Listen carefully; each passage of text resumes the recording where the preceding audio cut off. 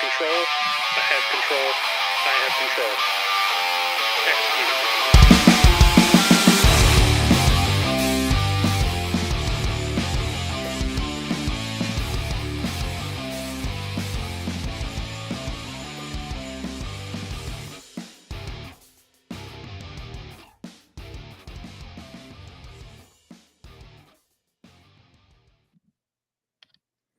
Hello And welcome. we're live. We're live. Like live. Not like usual live, but Just like live. but live. Live. There's people live. watching us. I don't know how to feel. Are there? Maybe. Do you think that there's anybody in the chat already? I see some people in the chat. I see Mr. Mark Curtis. I see Steven. Yeah. Nevitz, Nevitz. 794. Oh, I like him. He's Also a good known guy. as Steven. Steven's here. Awesome. Well, hello, everybody.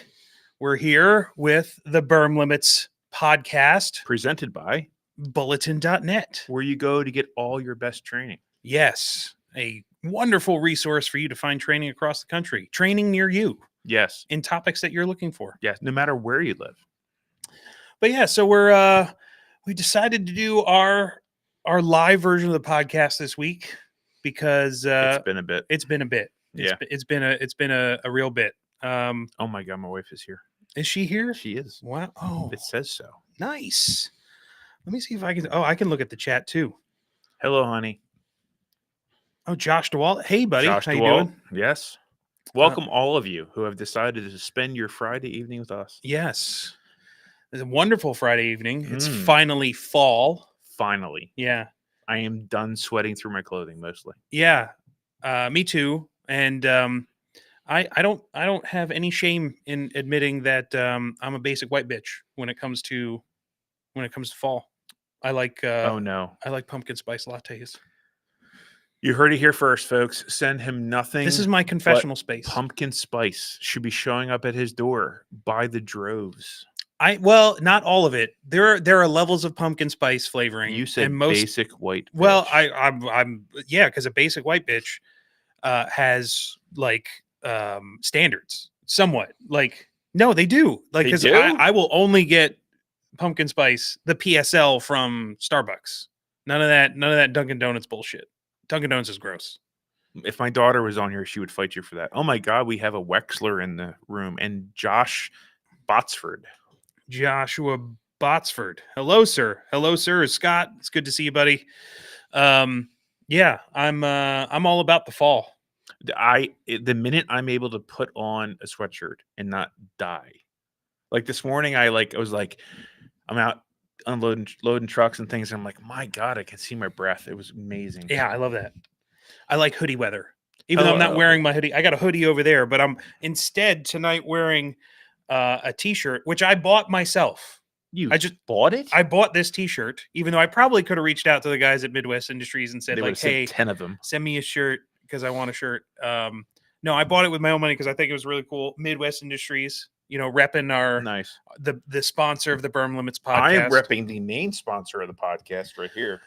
No, well, Bulletin isn't the sponsor of the podcast. Bulletin, it's the host. That's the talent. Yes. But no, the sponsor, the people who make this happen. This can't happen without people that support it. Including one Mr. Turtle Castell, which I'm happy to hear you survived. Yes. Unscathed. I was worried about you, sir, and all our friends down in Florida. But so Turtle's an amazing channel sponsor. Love him. He helps the Bulletin channel in general. But our live streams, the Berm Limits Podcast Live, is exclusively sponsored. This button, Midwest Industries. People, if you need a rifle and you want to get one that will run, that you can depend on, that you can bet your life on or your family's lives on, buy Midwest Industries. Yeah. Lie. There are great rifles out there. Yes. We happen to have relationships with several of them, but if you want something that you can go into a store and get right now, call around to places in your area and be like, hey, I want a Midwest Industries rifle. That's the one like, in my opinion, best large production rifle that you could possibly get. My endorsement for it is that my wife runs a Midwest Industries rifle like that. I don't think there could be a higher endorsement than that. Those guys are awesome. I can't wait to see them in a couple months. Have you met Troy and Pete over at Midwest? No, I met whoever was left at the shop that wasn't Troy or Pete. Okay, so Troy and Pete are a gas to hang out with, and we're probably going to SHOT Show. We might be going to SHOT Show. Yeah, I might be able to drag Max along to Vegas this year in January to go to SHOT Show. But I love running into the guys from Midwest Industries there. They're fantastic people, and they have some cool shit that they just came out with. They have a new shotgun stack that they came out with, like one of their modular, very skeletonized looking shotgun stocks that you can even put like, speed loaders in and stuff, like Is it based off a 1913 rail or based off a normal shotgun? No, it fits. They have one for like 1301s. They have them for so it's like the standard 8.9 Mossberg the Mossberg method. attachment. Remington 870s, Beretta 1301s. They got them all. Plus, it's the same thing that they've kind of been doing with all their the lever gun stuff. They have the lever gun stocks, and they have some sweet rails too. Man, I would love to get a 1301 with put the rail on a Midwest rail and a Midwest stock. That would be chef's kiss. Well, Pete, if you're watching and you want to make Mike blush, well, yeah, that would certainly make me blush. Although I'd have to get the 1301. You would. Well, yeah. Oh my God, there's a Mr. Joe Brown Jr. has entered the chat. Joe Brown Jr.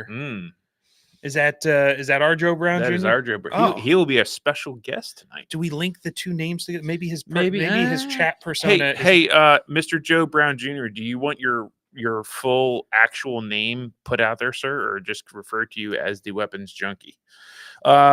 Some chat stuff going on. Mark is making some comments about a Mossberg sling adapter from them in the near future. Mm-hmm. And apparently they make a rifle for this Tremis Dynamics training company. I don't know who that is, but no, I've never heard of them. No, they are the makers of the Tremis Dynamics Signature Series rifle, which is, I mean, really, you cannot get a better rifle like out of the box suited for the training that we do.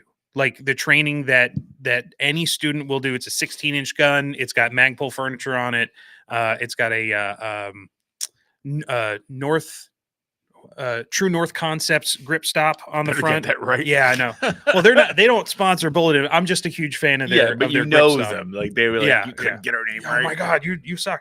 It's not. Nobody watches this anyway. So, well, this is the one. This is the one. Like this is the live, one that they're going to criticize us every way, and he says he's good either way. So that's Mr. Jody Balcom, who is also Mr. Weapons Junkie. Oh, nice. All right, so that answers some questions for us. Oh, I got too many. He's got pop-up windows everywhere. People. I got automatic chat things happening here. The wife said pumpkin spice is for the imps from the pumpkin patch below the cemetery.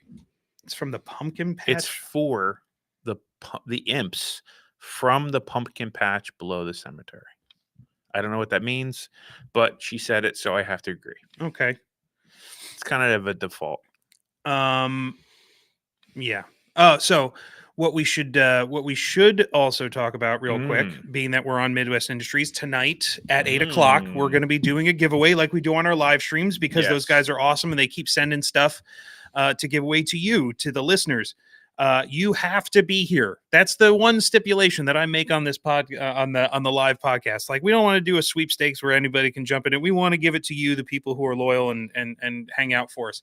So, if you would like to enter, there is a link that should be popping up in the chat. However, there is also an alternate way to sign up. If you look here up in the top corner of the window, there is a QR code. You can take your phone and snap that QR code, enter the live giveaway. Hopefully those entries will start coming in, and I'll be able to make sure that it actually works this time. Mr. Alpha Charlie Concept has entered the chat. Oh, John. I was just chatting with him today. He got some cool new stuff. Ooh. I'll show you later. Sam Russell. Hello, sir. Hello, sir. You have luxurious hair. He does have luxurious I mean, hair. like ridiculous. Do you think he's one of those guys that has to Come use on. like mane and tail, like the horse shampoo? I guarantee you that when he washes his beard separate of his hair, he's got it up in a net, and he's got some kind of product that he puts in it, and he brushes it and fluffs it. I mean, it's probably a whole process before you can even leave the house. Mm-hmm. Mm-hmm. Somebody scan the QR code. Awesome. That's cool. It gives a little pop-up thing. Let's see. Hopefully somebody will put in their information and join the giveaway. So put your information in there. It's simple, scan the QR code, maybe hit the link in the chat. If anything's not working, let me know. We will try to fix it on the fly. Because there's a chance it's not working. Yeah, there is a chance because I've been known to mess things up a time or two. Never. Let's see. Well, before we get too crazy, why don't we give everyone a rundown of what we're going to do tonight? Yes, sir. The bulletin points rundown. It's time for the bulletin points. Should we do the thing? We have to do All the right, thing. let's do the thing.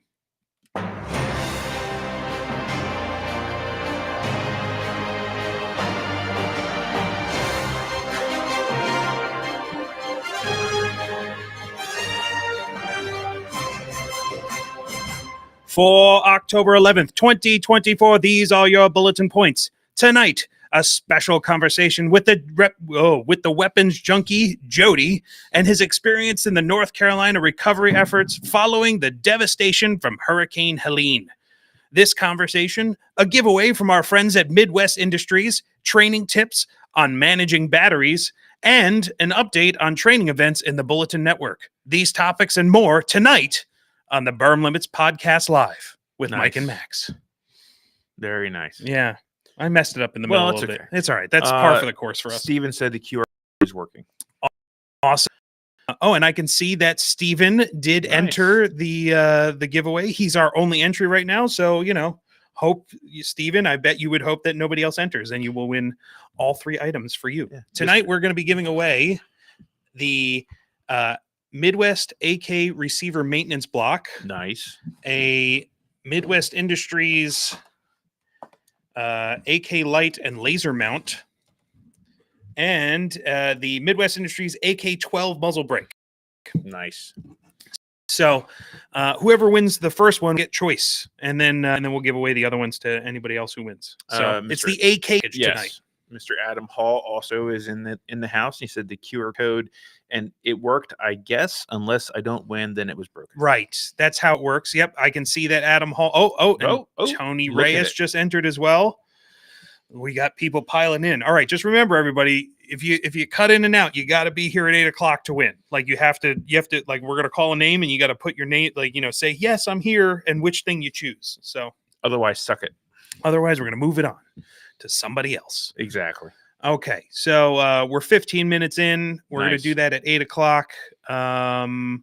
Why don't we get through some updates? I think it's a good idea. I think that's a good, because that's the real purpose of the Berm Limits podcast, is to talk about training. And it's so funny because it took us a while to figure that out. Well, I mean, it's not like we decided to start the podcast focused on training.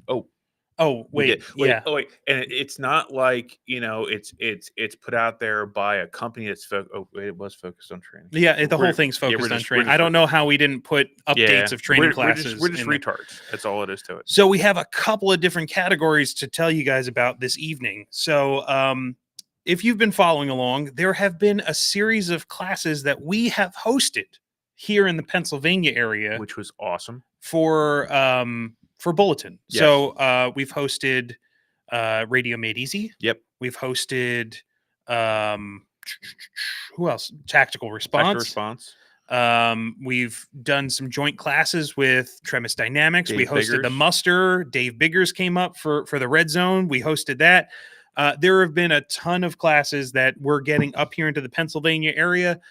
We hope to do that across the country at some point. So if you need help coordinating things, give me a call. Maybe we can work something out. I'm happy to help coordinate some things for trainers. But we have classes coming here, and we have a list now that's starting to form of Bulletin hosted classes. Yes. And first up is the one happening in 2 days, which I think most people would have heard of by now. It's so hosted that I'm actually the one teaching it. Oh my God, you teach? Right, I teach too. I don't just tell people how. Is this a conflict of interest? It is. It is totally a conflict of interest, and I am shamelessly plugging. Nice. So, this Sunday, I will be teaching the Day Zero Radio Ops class for Tremis Dynamics. You all should sign up for it. We've got a few people sign up. We got a good class size right now. It'd be awesome to get some more people on there. So definitely look that one up. Come check it out. We're going to be talking about things, and there might be even a common theme for this evening. Ooh. Things like this, radios, which I don't know if anybody's been watching the news the last There's 2 news weeks of like, news still happens, hurricanes and natural disasters, but like, radios come like they're important, like they can help save your life. That's just silly talk. It is silly talk, but I don't know what you're talking about. No, I'm looking forward to teaching that on Sunday. You guys should all check it out. I know there's a couple people in this chat that are going to be there. Yeah. So guys, like in all seriousness, like it is a great class. And again, I've said it before, like it is one of those classes where you can have no experience in the content and come in there and walk away with a functional use of said radio. Yeah.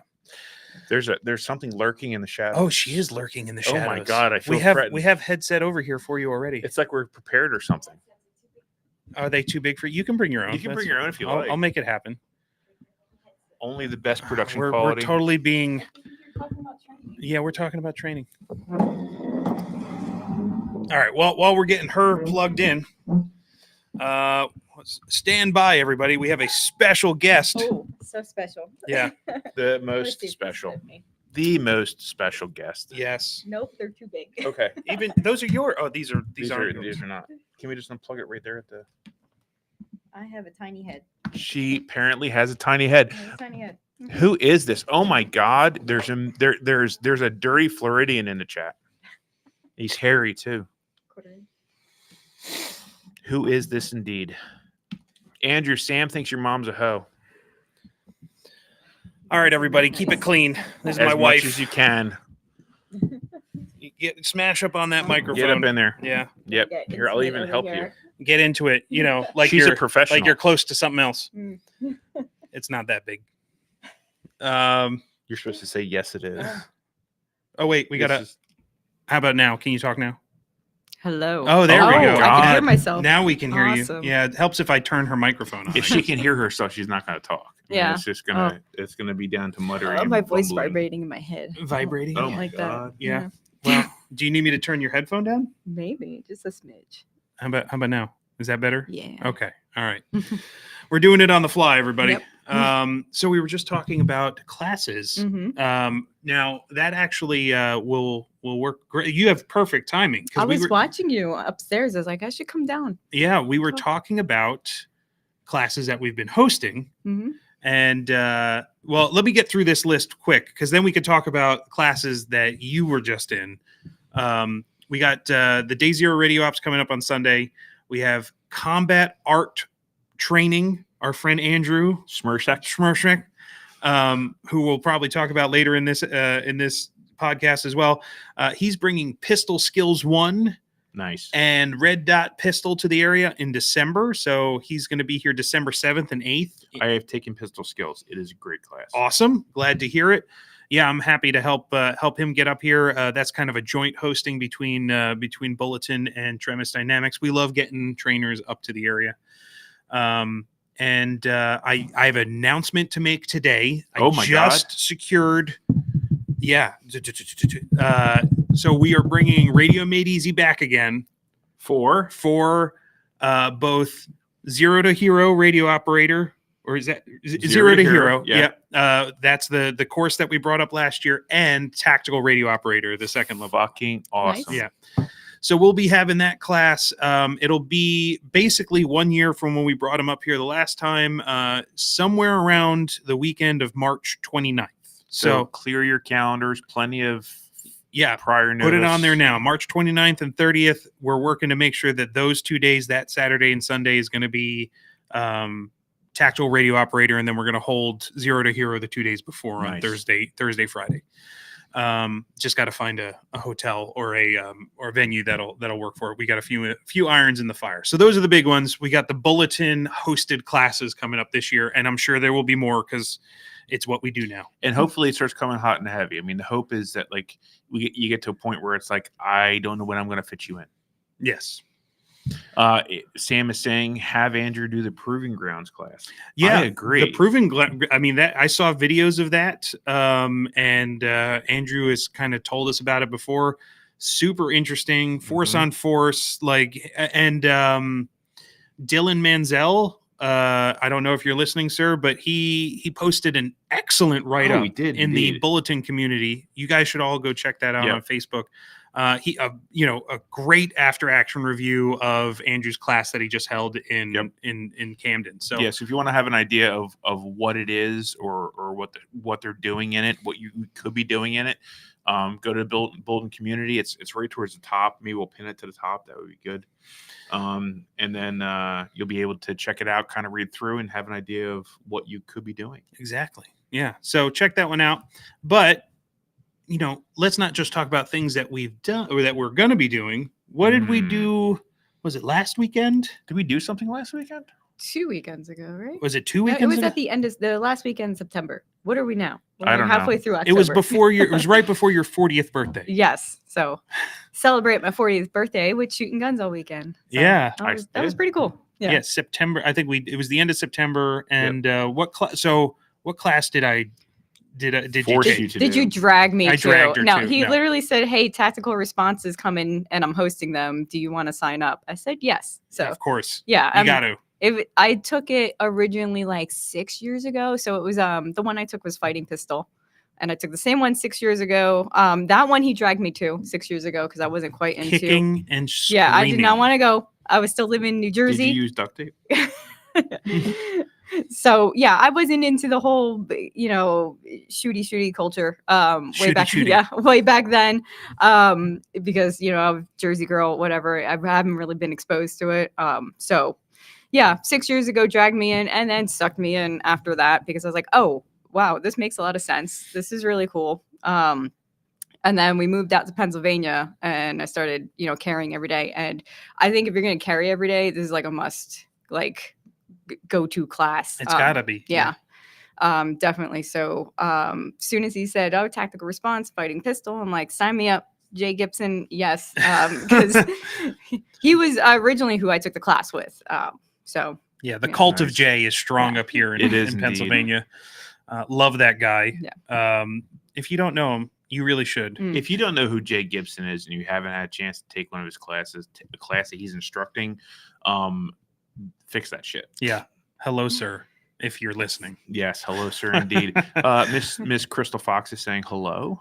Hi, Crystal. Actually, she said, hi, Jamie. Also, hello, guys. Yes. Well, speaking of Crystal Fox, we where did we see? Oh, we saw her for Jamie's birthday celebration. Not to put you on the spot, Crystal, but at some point we'd love to have both of you guys in this room together to talk about some training. So there's got to be a way. There's got to be a way to trick them into coming downstairs and then blocking the stairs. So how was your second time around for fighting pistol? Oh, it was definitely a lot less anxious because I've been shooting pistols for a while. I was very out of shape, put it that way.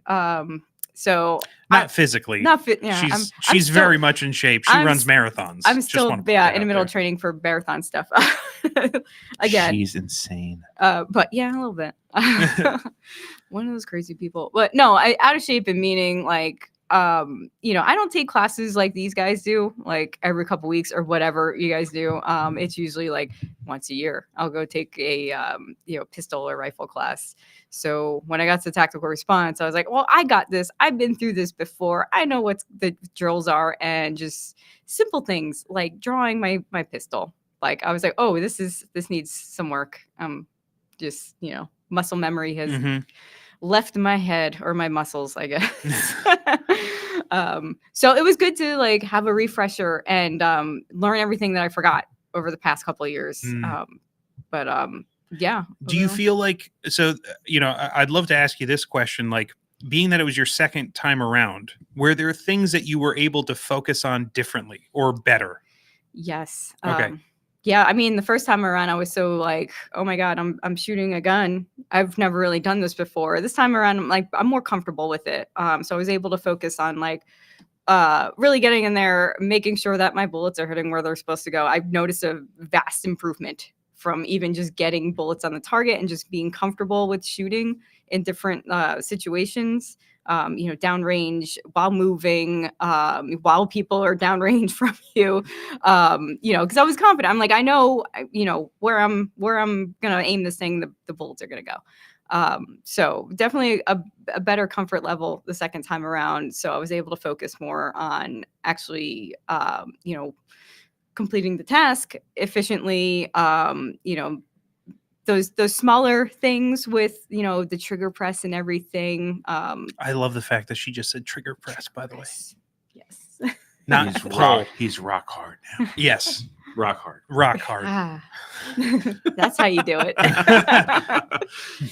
There's going to be some interesting Talk dirty to conversations me. later on. Yeah. Trigger Trigger press. press. Sight alignment.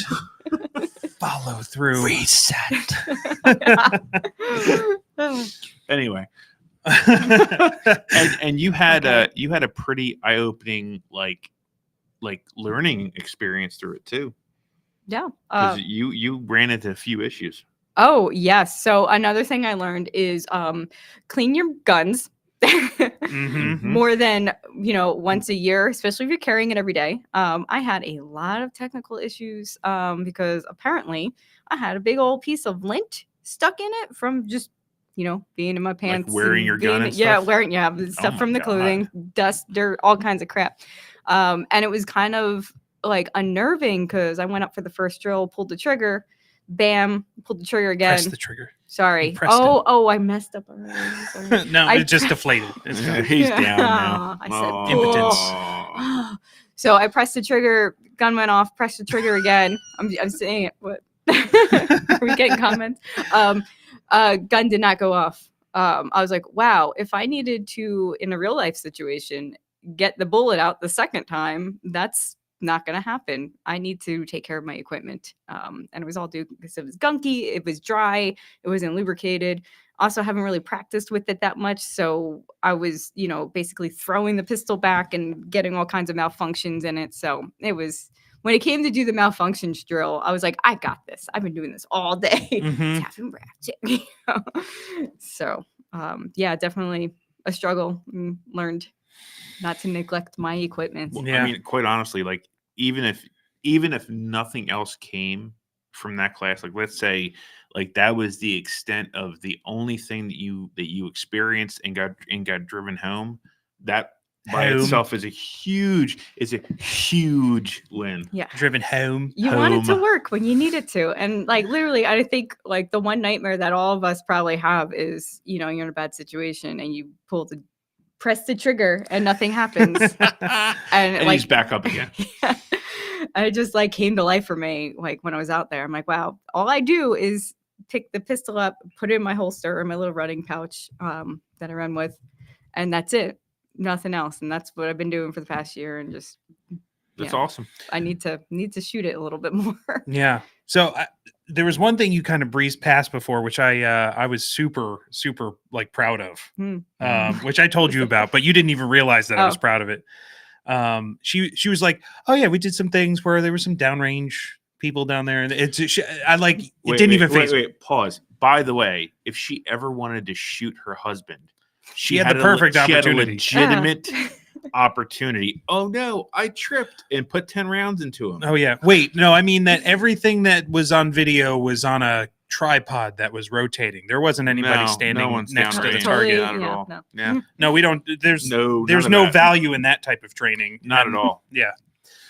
It's almost like the world exists around it's almost, targets and that you have the onus to make sure that it's almost like you should have some experience at someone you care about maybe being near the person you're having to shoot. Yeah, the inoculation factor is very, it's very important. Yeah, like, and I think trainers that incorporate that into their curriculum, They're onto something big. I could not agree more.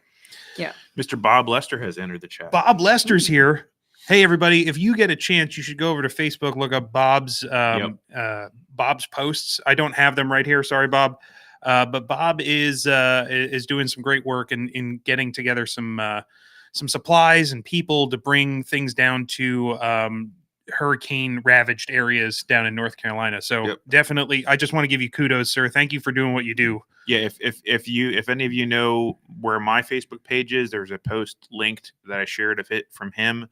Mike also did as well on the bulletin page. So like, if you have the ability to give yourself, money, goods, whatever, reach out to him. I am sure that he will get you connected with who he has to connect you with. Yes. So definitely check that out. By the way, we're going to take a quick reminder. Remember, I got to point this way. Up here, make sure you hit the QR code. We got that going on. There's a giveaway tonight for some cool AK stuff from our friends over at Midwest Industries. Yes. We're going to remind you every now and then. Sign up for the giveaway if you would like any of those items. And remember, you have to be here at 8 o'clock present when we do the giveaway. If you're not here, then suck it. Yep. Then Jamie gets all of it. Yes, she gets the AK Armorer's block. Yes. I don't even know what that is. It's a thing that you put. Yeah, I'm not even. I'm sure everybody else. It's that's awesome. knows what that is. Everything that Midwest makes is great. I have their my favorite thing that they make is the what is it called? It's like the upper receiver rod. The action rod. No, it's not an action rod. It's called the upper receiver rod. Yeah, from it's Midwest. better than the Geisley action rod. Yes, it's better than the Geisley one. Why is it better? Well, it has a spine on the top that keeps the Well, so there's the action rod, but why is the Midwest one better? Well, it's because made by guys we know. That's but it's also superior in other ways too. Why is that? It actually braces not just through the action in the barrel. It also braces in the top of the upper receiver, and it has 4 flats instead of just 2. So you're able to rotate it. Well, there you go. Max is now, he's more of an armorer than I am. I only know because I watched videos on it. Okay. Also, their armorer's wrench is the best damn armorer's wrench you can buy. You can 100%. You can open a beer with it. It does have a it has a bottle. Purpose. Yeah, it's got a and this is my favorite part. It has a hammer flat. You can beat someone to death with you could do that with any wrench, but every wrench I've ever used, I use as a hammer at some point. Why not at least have a flat spot on it that's specifically designated to be the hammer spot? What would be funny is if right next to the flat spot it said, "This is not a hammer." Right? Yeah, that would be hilarious. Mr. Chuck Peoples, Homestead Medical, is in the chat. Chuck, hello, sir. My daughter approved of what you sent me, sir. So you have Ivy Queen's approval. Just want to throw it out there. Is that your daughter's Instagram handle? It's not, but it should be. Ivy Queen. It should be. Ideas. I Don't. it. No one take that. No. Nobody take that. Jamie, what's next for you on in training? What do you want to take next? Well, a radio course, a banging radio course.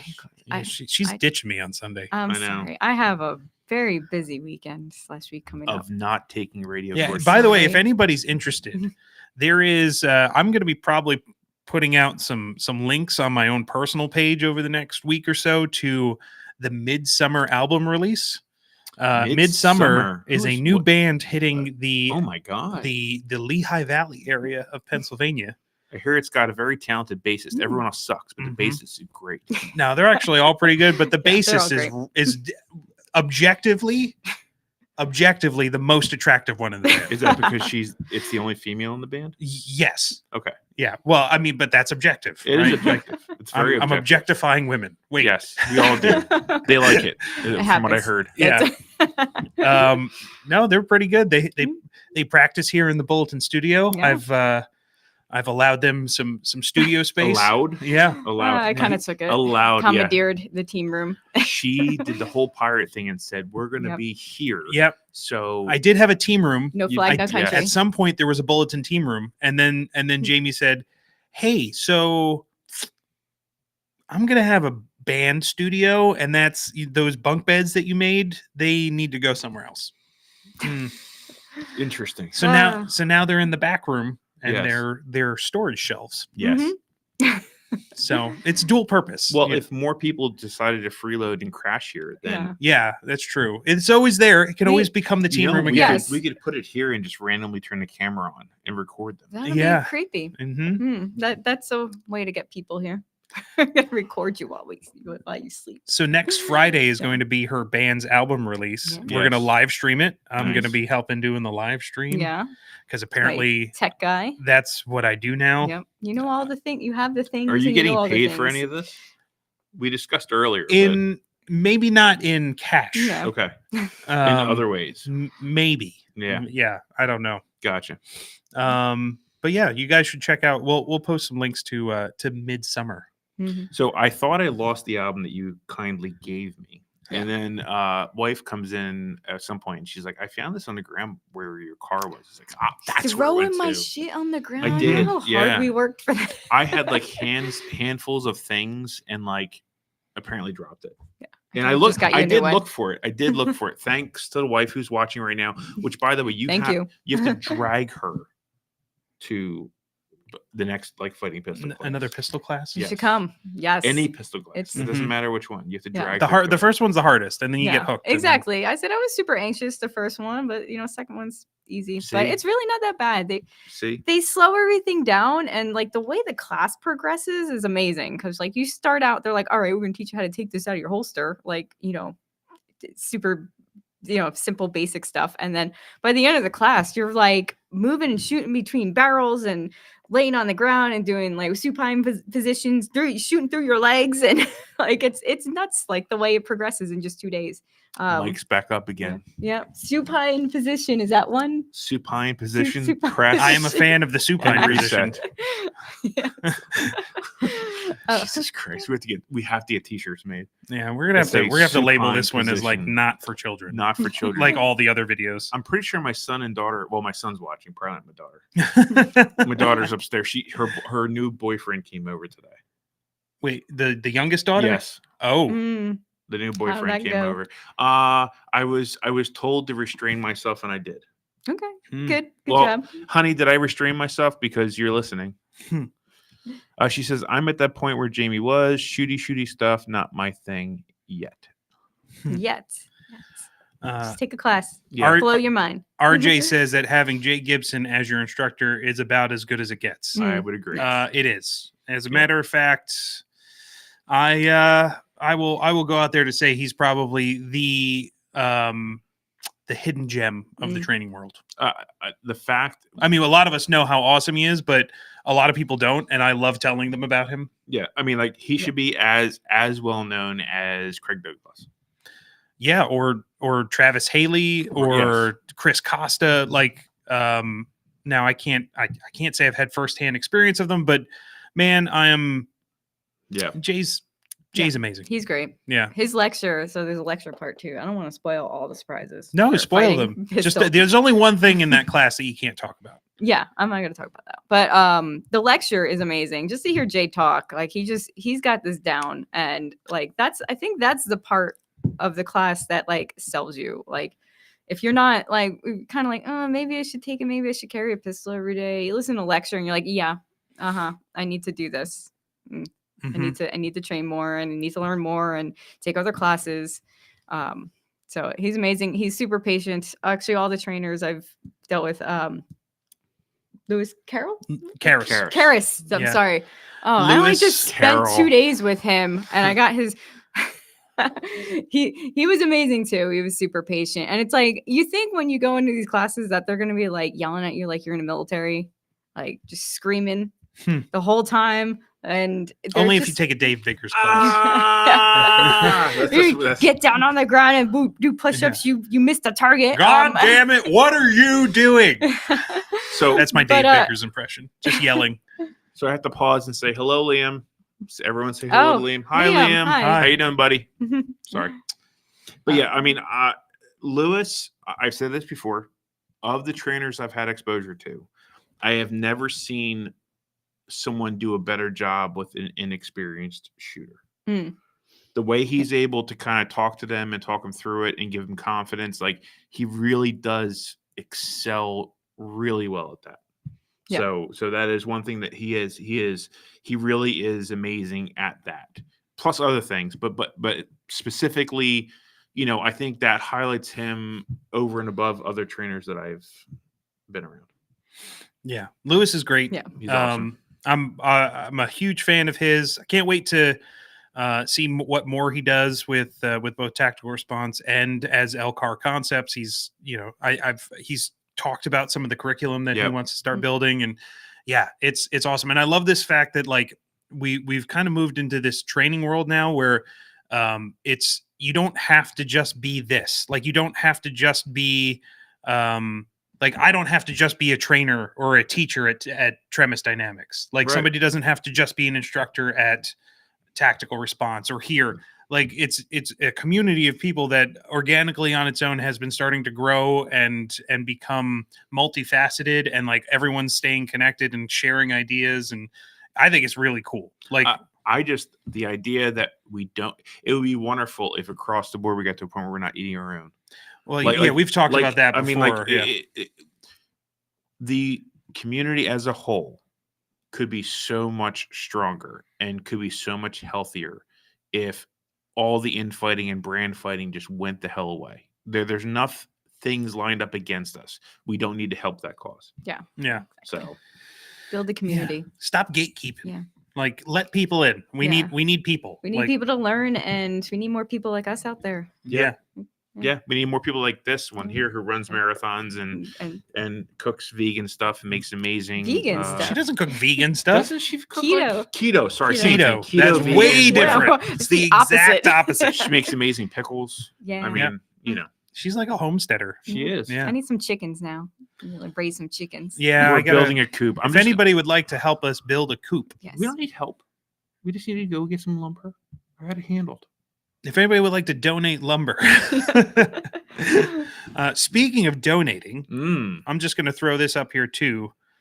If anybody would like to support our monster rehab addiction, we have another QR code that you can link to, or you can check out here, which sends us money. So if you want to tip us, you're more than welcome to. This podcast runs quite literally on Monster Rehab. There are many days that if we weren't guzzling this stuff before and during, it would be much less entertaining. So if you would like to see it be more entertaining, send us more of this. Yeah. We'll be happy. Yeah. We will use all the proceeds of the donations to go to buying more Monster Rehab. Yes, Monster Rehab. I blame a singular individual for my addiction. It is his fault. Oh, I liked it before I met James. I did not even know. Hashtag in there before it was cool. Yeah. Hashtag. I'm like a hipster of Monster Rehab. Yeah. I liked it before it was cool. You coveted it before. After a night out drink. Yeah. It was Mr. Lindy has lumber for you, Mike. Oh, he's got some wood for you. Nice. I'm not sure what he means. It may not be the lumber that you want. Yeah. I'm not choosy. Like, awesome. Yeah. So, we should build some chicken coop. Be self-sustainable. Yeah. As much as we can. What else can we build? What else are you letting him do? Solar? Yeah. Drawing solar. Anybody want to donate solar panels? We'll take those at the Bulletin Studio as well. Making notes. Okay, so before, I know you were only going to pop down here for a few minutes. Yeah. Or are you sticking around for the whole thing? You can stay. I should probably go check on the kid. The kid's fine. I have not seen her. What's the worst that can happen? What's the next thing you want to take? You didn't answer that before. Oh, yeah. So definitely some force on force. Yeah. So I was, long story short, or was long Jay story saying longer? Long story longer. The day after the class that I got back from fighting pistol, I was taking my daughter to gymnastics, and it's in not such a great part in Allentown. I get out of the car and I hear bang, bang, bang, bang. And I'm like, oh my, I've been driving around Bronco. I fell out of the Bronco in between two cars and like ducked for cover and threw my daughter back into the car trying to protect her. And it just kind of turned out it was a car backfiring. Like my mind was already there because I've been hearing gunshots all weekend. But it kind of sealed it that I need to go back and do force on force, so I can kind of build that Rolodex of like, okay, what do I do in this situation? Because I was a little bit more prepared than I would have because of coming out of tactical response, fighting pistol, but I feel like I need to be a little bit more. So what I'm hearing yeah. from this is that we need to ambush her with sim pistols, God. like just don't. randomly. That's not what I'm hearing. That's what I'm hearing. Okay. Yeah. I think I'll be single really soon. Yeah. Just think about that.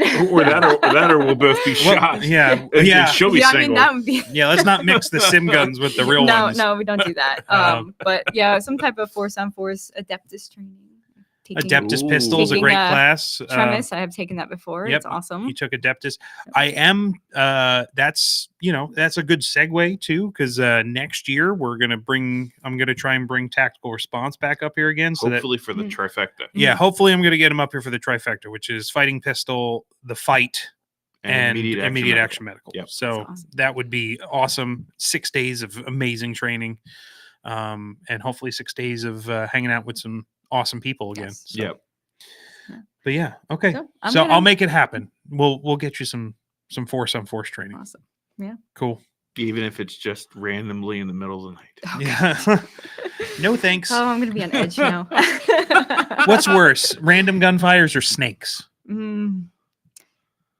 I've been getting used to the snakes living out here, honestly. I'm used to snakes. So I'm used snakes to is this- it not yeah. spiders or Oh, I'm fine with spiders. I pick them up and put them outside. I'm one of those weird people. We got the big hairy ones in here Mhm. that crawl around. I'm fine with spiders. Okay. Snakes freak me out, but less so now that I live in the woods in Pennsylvania. So I find the solution for all the things that bother you or scare you is rifle fire. I mean, like, it really doesn't matter what. If it's a clown, shoot it. If it's a snake, shoot it. If it's a spider, shoot it. Shoot them all. Shoot them. kill it with fire. Kill it with fire. Ooh. Automatic fire. To me, that sounds like an okay to get a flamethrower. That's what I just heard. Sounds just like it's an saying. okay to get an NFA machine gun. Ooh. That's what I think. A grenade launcher, maybe? I would not be Mm. surprised. Whatever. Mm, Every no, time you bring a this- new thing home, I'm like, all right. we need to did you record that? Are we Mm. recording this in any way that you can play it back later on? No, I You need to should start be. recording her because she has some gems lately. Oh, Yes. Yeah. It's gonna come back to bite me. Yeah. Oh, somebody needs to pat her down first. Sir, that is your job. I'll leave the room, let you two have a moment. Honestly, it's one of those things. Like if somebody needs to pat her down for force on force, somebody else do it. Like I'm fine with it. Like that's It's a safety. It's thing. a non. It's fine. It's not Yeah. a. It's not a. Not a Mike jealousy thing. Like Yeah. just somebody feel her up, like everywhere. I don't care. Like Now you're getting weird find about all the it. places. No, I'm serious. Like I take the pat down thing very seriously. Oh, Some yeah. trainers I- don't. But saying feel up is Well, feel me up. Like I mean, just feel anybody up. All the places where make they can hide the sure- gun. Yeah, I am. not Women have a carrying. tendency to hide things and forget they've hidden them. Mm. I found that out with 2 different people that took force on force. Mhm. Like, I didn't expect you to put your fingers in my bra. Well, guess what? You had a knife there that she forgot that she had. No. Yeah. Forget- And another person had a knife like right down God. the center of her crotch next to her gun that she forgot was there. Mm. Anyway, All right. Take all the weapons off. All right. yes. So we're gonna move on to the next topic. Are you hanging around? Or you? You I'm gonna staying? go check on the kid. Okay. Oh, no. All right. Boo. Sorry, Thanks for guys. joining us. Bye. Everyone say goodbye to Jamie. Do you want your headphone back? Sure. And suddenly half of our Audience has gone. Oh yeah, just squeak that. Cheers. Cheers. I can make as much Yeah. noise as I can. leaving. Can you make sure you hit that everything with that giant metal bottle on the way out? I hate those Yeti bottles. Like which ones? the giant ones that like cling on everything. You know what I'm talking about? The water bottles, the things Yeah. she was just carrying. Okay. Yeah, they drive me nuts. Apparently, if you want to drive Mike nuts, just bang a water bottle. Yeah. Hey, while Jamie was chatting Ooh, away, Josh or DeWalt we were has chatting dibs with her, on you, sir. somebody joined. Who? Well, our guest for this evening, our did he non-impromptu join- guest. he joined? Yeah, guess who's here? Mr. Weapons Junkie. Mr. Weapons Junkie. Jody, hold on. Let me see if we can get you going here, sir. Better pimp the Pacow. giveaway again to Oh. keep people here. Let me see if I can make this. Oh, no. Pacow. Oh, no. He's missing. Ah, oh, my God. where is he? Hold on. Let's go to this one. Oh, there we go. Oh, we'll make. Hold on. This is. I don't want a countdown. Here we go. Mike's doing great. There we go. Hello, sir. We can hear you, sir. Sirs. How you been, man? Good, man. How about y'all? We're doing good. Yeah, the audio good? Yeah, Yeah, you're we good, can man. hear you. Can you hear us okay? Yeah, perfect. I'm just chilling in my kitchen, so It's a nice kitchen. It is a nice. thank kitchen. you. Yeah, we Nice. just Stainless finished up steel a kitchen appliances. remodel. Just Yeah. about, so Oh, you changed everything around? yeah. Did All you- new did you- cabinets and stuff. Did you actually get the ice maker connected this You time? told just told leave it? me to get this. So Oh, I did indeed. yes. I make decent suggestions when it comes to these things. Yeah. Call So- Max for all your appliance suggestions. Yes. Well, he's batting like 75% in my house. Hey, Jamie has killed many appliances. Maybe It's that's not, true. It might be true. That might be true. It probably is true. Talking about first, Mike, I got to tell you, you look awesome, man. I watched you on your video. Proud of you, bro. You're Oh, looking thanks, sharp. man. And watching your wife, Jamie, I'm like, man, that's super cool. Yeah. Because my wife trained some, but when it came to force on force, she kind of froze. Yeah. So Is I that like that because you she's shot gonna her? run head into it. So awesome. Is that because you shot her a bunch? You did, didn't you? No, Yes, she you just she wouldn't go take it. She's like, no. So Well, Mine's the same way. So, yeah, maybe one day. Yeah. so if Hold on, It before we carries go- every day. So yeah. go. Before we get deep into a conversation, I just want to remind everybody. Thank you, Sam, for reminding us. Everybody should click this thing That right thing. here, this up in the corner, or take a picture of it with their phone, or hit this form that I just put into the chat, because we're gonna do a giveaway in about 8 minutes. Yes. We're gonna see if that can happen, and I've only got. I mean, the numbers are going to be strong for whoever's sticking around. 1, 2, 3, 4, 5, 6, 7. We got 8 entries so far. Did my wife enter? She did not. man, pump those numbers up. The Midwest stuff. Come on, y'all. Yeah, it's free Midwest stuff. Those guys are amazing. Wife, stuff's enter great. the giveaway. Enter the giveaway. You Oh, I can't can win, en- but still I- enter. I can enter it too. Yeah, you sure can. You better. Why wouldn't you? Hold on. How do I do this? How do I do this? So while he's messing around with his phone, if anyone doesn't know, this is Jody, Mr. Weapons Junkie. He is multi class alumnus through TAC Response and other places. Sure, yeah. And I have known him for quite a few years. He is awesome. Yeah, I got to. I've known Jody for a few years. We've known each other online, right? Yeah, But yeah. we finally got to meet each other at the Live Lab, right? Yeah. That was an amazing class. Yeah, it was good Such times. cool things. Remember that guy we were talking about before, Bob Lester? That guy makes shit happen. He puts on some amazing classes out there in Somerset, Ohio. If you're interested, check out 8 Bear Adventures on Bulletin. He makes amazing training stuff happen. Yeah, and I don't know if Chuck is still in the chat or not. But and Chuck, yes, Peoples, of course. Chuck Peoples, Homestead Medical. He was the one that taught the class. Yes. Yeah. Man, there's too many people to thank all the time. Everyone. Yeah. Thank you to everyone. Yeah, I'm going up to Bob's next weekend. He's hosting Don Edwards for Night Fighter. Nice. Oh, Don's awesome. Love that dude. Yeah, I'm looking forward to it. I love Don too, but I've never trained with him. I've trained with Sam. I don't know if Sam's going to be with him, but Sam Houston. Yeah, when I can take him or leave it. No, I'm joking. Sam, he's funny. I love trained with him when he was with John Lovell. So okay, awesome. Yeah, no, Sam's an interesting. Like, he is the perfect complement to Don. I will say, the two of them in a class make a great pair because Don's very kind of like, like kind of cool and laid back, but he's like super knowledgeable, and Sam's just like singing in intense from the back corner, like a sniper from the woods. Like, yeah. So I like it. If Sam and Gary are in the same room together, is there going to be a vortex of sniping? Now, well, yeah, they've had their own like back and forth on some podcasts. Like they've done interviews together. Yeah, so it's a good crew. I like them a lot. Nice. But yeah, so we brought Jody in. We'll get to the topic in a second because we're about 5 minutes away from 8 o'clock. We're gonna do the giveaway. But just to tease everybody for why Jody's here, we actually it's really interesting how all this netted out because with all this stuff happening from Hurricane Helene, we had heard that there are people going to help down there, and my younger brother down in North Carolina, wound up like telling my family, like, I'm going to Western North Carolina, and I don't know if he knew anybody or had any connections in place. And then I saw a post from Jody saying, I'm going to Western North Carolina. I'm like, oh, I need to get these two together into a chat and make sure that that's happening. And no, thank you for that, sir. And yeah, for sure. So connecting people down there so that everyone's just trying to help. So we're going to talk about that in our 8 o'clock block of cool things. After we give some shit away. After we give some shit away. And we've had a few more entries. Nice.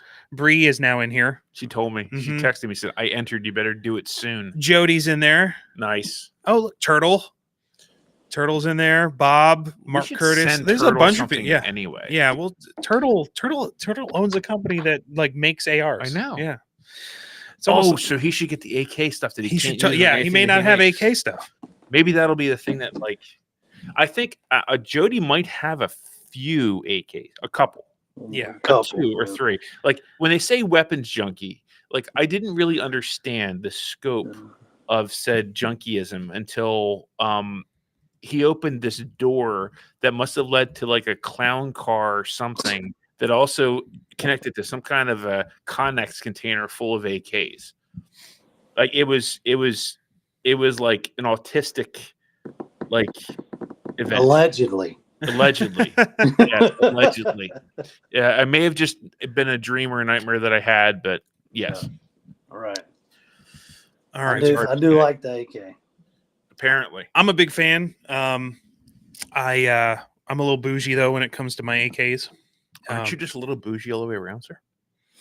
Well, based off of the pumpkin spice latte comments at the beginning of this podcast, yes, I am bougie. I make no apologies for it. He's from Jersey, people. Hey, not his fault. So y'all have a coffee company yet? Do we have a coffee company like yet? As a sponsor or somebody that you really are? No, I love coffee. Max is weird and doesn't. Yeah, Max is weird, but I still love him. Yeah, I don't count his proclivities. Coffee's fine as long as it doesn't taste like coffee. So when we talk about the North Carolina thing, I made a discovery of a new coffee company that I'm totally going to get behind. So nice that you now own 51% of. No. I might work on that. So. All right. My wife says, hello, Jody. Thank you for the hurricane help in North Carolina. She wishes she could. She has family in Florida, and they got hit by tornadoes. That shit's crazy, man. Yeah. Did you see the videos of the tornadoes going across 95? And did you see the video of the tornado on the mountain? The what on the mountain? There was on one of the mountains in the Appalachians. There was a tornado on the mountain. Yeah. You know what's funny? I tell my daughter that we can't have tornadoes here because we live on a mountain because they don't normally show up on mountains. Yes. Now I'm going to be full of shit. He's a liar. Yeah, just a liar. My wife likes coffee. So Jody, if you start a heart's fault. Yeah. All right, we are at 7:59. I think we've got everybody. Wheel is going to happen. Yeah, we're going to spin the wheel of spinniness. We're going to spin this wheel. If you are here, you are eligible to win. If you have entered and you are not here, suck it. The winner is. Hold on. Just give me a second. I got to broadcast the thing. I got to like push buttons. See, I have to hold down the fort while he does stuff with the computer. Yeah, it's the way this works. Oh, okay. So I'm going to hit this button. And we're gonna share that. Okay, I think everyone can probably see the wheel of names. I see a wheel of names. It's spinning slowly. Okay, so we've got everyone in there. All right, everybody, the polls are closed. We've got 11 entries, and our first winner will be. The sound effect is fantastic. I know, it's so really cheesy. Is amazing. Oh, damn it.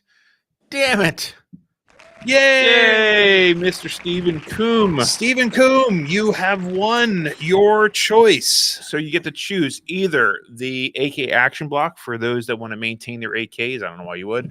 The light Picatinny rail for also the AK or the muzzle device. What is your preference, sir?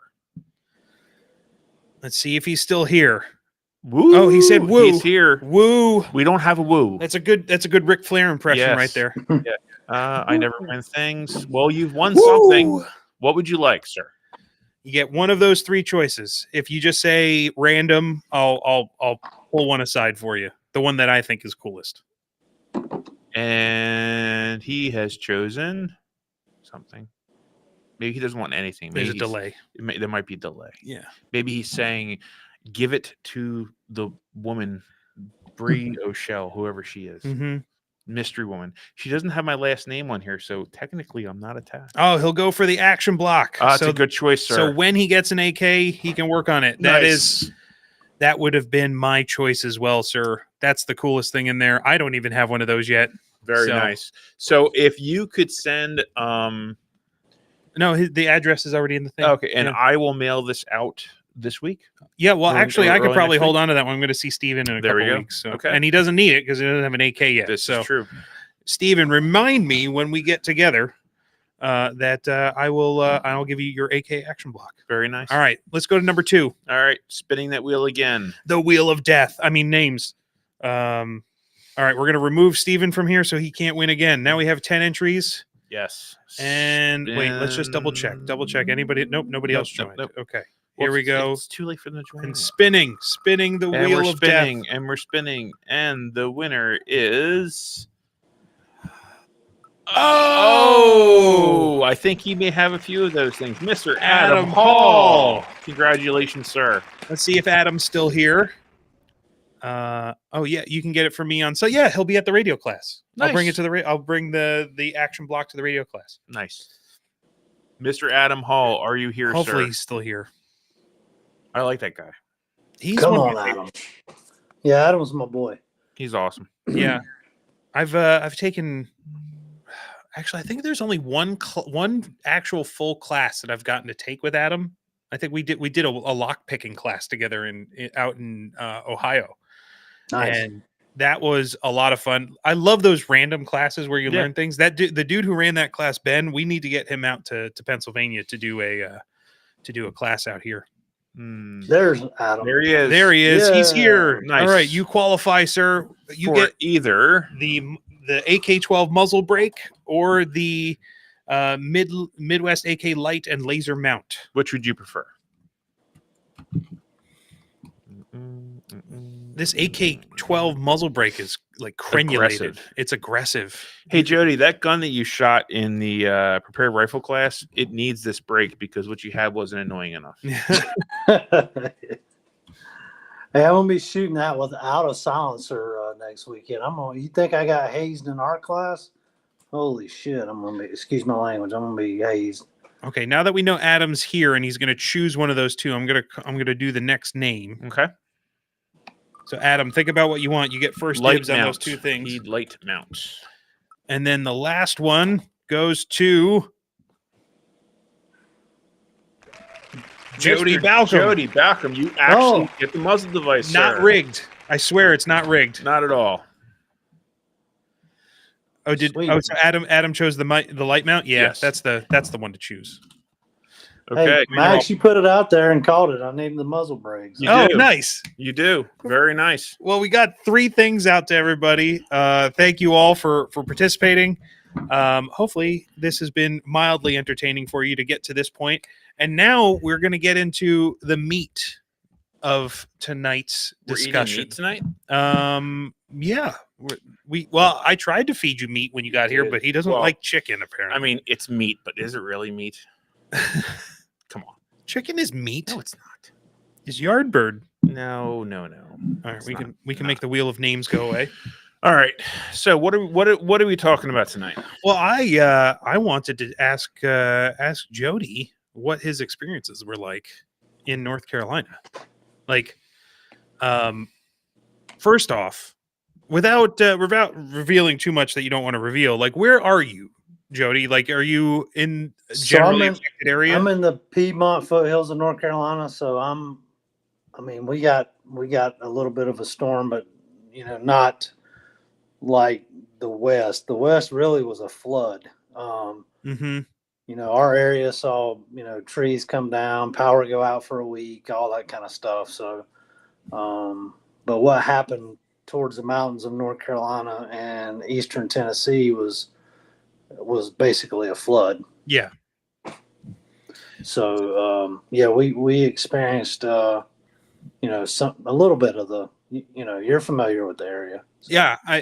It's funny because I've got family in your general neck of the woods. Yeah. And I was, of course, worried with like, okay, Helene's moving up the coast, right? It hit the Florida Panhandle, went straight up into like Georgia, South Carolina, and then eventually was heading towards that western side of North Carolina, right?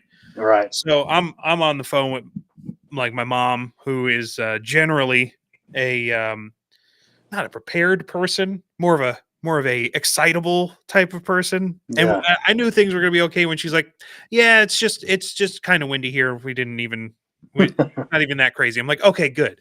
Yeah.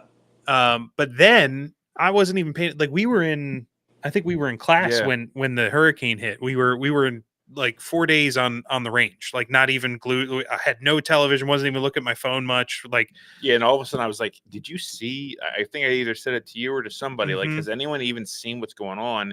And then I started seeing social media like blow up with people that were like, they're heading to the devastated area. Like, what the hell happened? yeah. And then I was looking today at rainfall totals, and it was like some places got almost 30 inches of rain in what, Yeah. 8 hours? Some over that.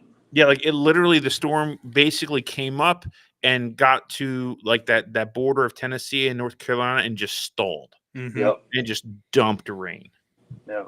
So I can't even imagine. So not that bad where you were, Jody, but what were Yeah. you hearing on the ground in North Carolina? Like, what inspired you to go, oh, we need to do something?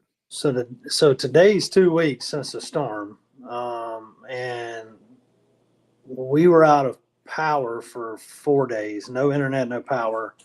And as soon as it was like late Monday night, uh, however many days ago, 8 days Yeah. ago, we got power back, internet. So I started going on too to figure out what was going on, and I saw that North Carolina mountains were just hammered, and so started getting on social media, and I had a friend named Brian he's works in landscaping and stuff. He was headed to Boone to do some cleanup. And then I saw Bob. You were talking about Bob earlier. Mhm. Bob Lester coming down from Ohio. He had a friend who was connected in an area called Burnsville, which was one of the worst hit areas. So I reached out to Bob and I said, "Hey, I'm rolling up. I'll be in Boone. Let's connect." I just had to run to the fight, so to speak. Yeah. And I was encouraged by Bob and my friend Brian. And when I first got up there, I was kind of like, okay, what do I do? And things just progressed from there. And Gotcha. so I linked up with Bob, Marcus Homer, Casey. I don't know if I'm going too far, but No. No. We want to hear the story because, yeah, like, the thing that I wanted to hear was, or not wanted to hear, but I wanted to kind of find out is what is the inspiration? What's the impetus? Because like guys like us, the people who train, like I think it's instilled to us at a certain point to be like, hey, this is something bad that happened. Somebody needs to go help. yep, Well, the thing that binds us all together is that we realize we're that person. Like in pretty much any instance, if like it's the if If you don't know who it is, it's yeah, you. if you're looking around and somebody needs to do work, it's you. right, And that's the sense that I got. And I mean to kind of bring it around to my family too. When my brother he didn't even reach out to me, and I had to get a call from my mom being like, Michael, Danny's going out to Western North Carolina. He doesn't know where he's going. Blah blah blah. And my mom's an excitable person. I love her. And but it's my mom impression. She's like, he doesn't know where he's going. He doesn't have a sleeping bag. Blah, blah, blah. I'm like, Mom, he's an adult, and there's people that need help. You should support him. Like, right. Yeah. Like that's the right thing to do.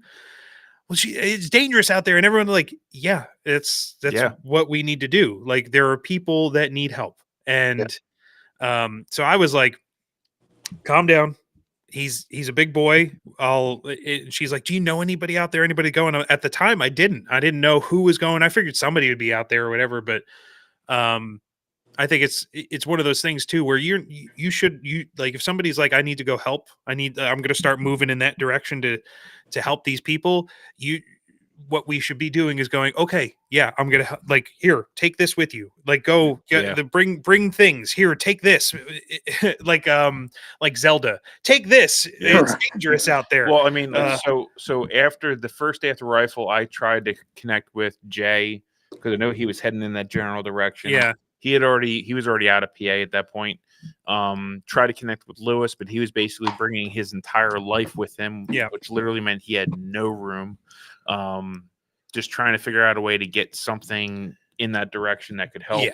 But it's just, there wasn't a thing, and short of getting fired, there was no option for me. I even talked to my boss. It's like, it'd be a really great thing to do right now is load that raised truck up with as much as we can and go. Yeah, I mean, that's it. Luckily, there's people out there helping, right? Yep. And I just wanted to recognize anybody who's doing that, especially, and like, people that put the word out, say, hey, we're going, who can help? Yeah. So, I guess I think I heard James say it first, like when, and I don't know if it was his, when least expected, you're elected. And yes, that's the phrase I was trying to remember before. And then I always hear Jay, who's my man too. I love that guy. Yeah. Say nobody's coming to save you. Yeah. So that when that's why you run to the problem, right? Mm-hmm. One thing I have to say is the Patriots and got people like us and not like us all ran to help, and it was unreal, and it's been unreal, the response and the people, and what I say, the church, because a lot of churches and a lot of people who have donated and donated their time, it's overwhelming how cool. It's super amazing to see. So, but I was first inspired, again, my buddy Brian and Bob Lester. And, one of my buddies, I made a snap decision Tuesday morning. I started getting my gear together, loading up the car, and I kind of posted a little thing, hey, I'm going west. And I got some flack. It's like, oh God, everybody's showing pictures of their car and look at me. And I said, look, man, that wasn't my intent. I said, my intent was hopefully I can inspire more people to move and act. Yeah. Because I was, by the fact that social media has that power, right? Like, yeah, for sure. You can, good or bad. You can use it for good or evil, one or the other. So. And whoever made that comment, fuck them. Yeah. Just saying. Yeah, it's kind of like, reminds me of those people that used to be like the maskers that are like, you need to wear a mask all the time. Like, they're like empowered. They're empowered to like deny other people things, right? Which is crazy. Well, that's the new FEMA apologist. Yeah, exactly. And that was the thing that popped into my head, is all these people that are like yelling at people for wanting to go west. And like, okay, yes, I understand there are limitations on roads, resources, space, water, whatever. But at the end of the day, if nobody goes, then there's nobody there to help.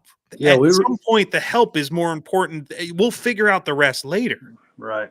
Because those people coming, they can help figure out how to then fix the other problems. Like, I know sometimes too many people doesn't solve a problem, but at at the end of the day, I don't want the person out there going, no, you can't go. You shouldn't. Like, it's not right. Like, they said you shouldn't do it, so you shouldn't go. And who's they? Yeah. Right. Well, not to crap. I mean, again, nobody's coming to save you, and not to crap on any one particular group, but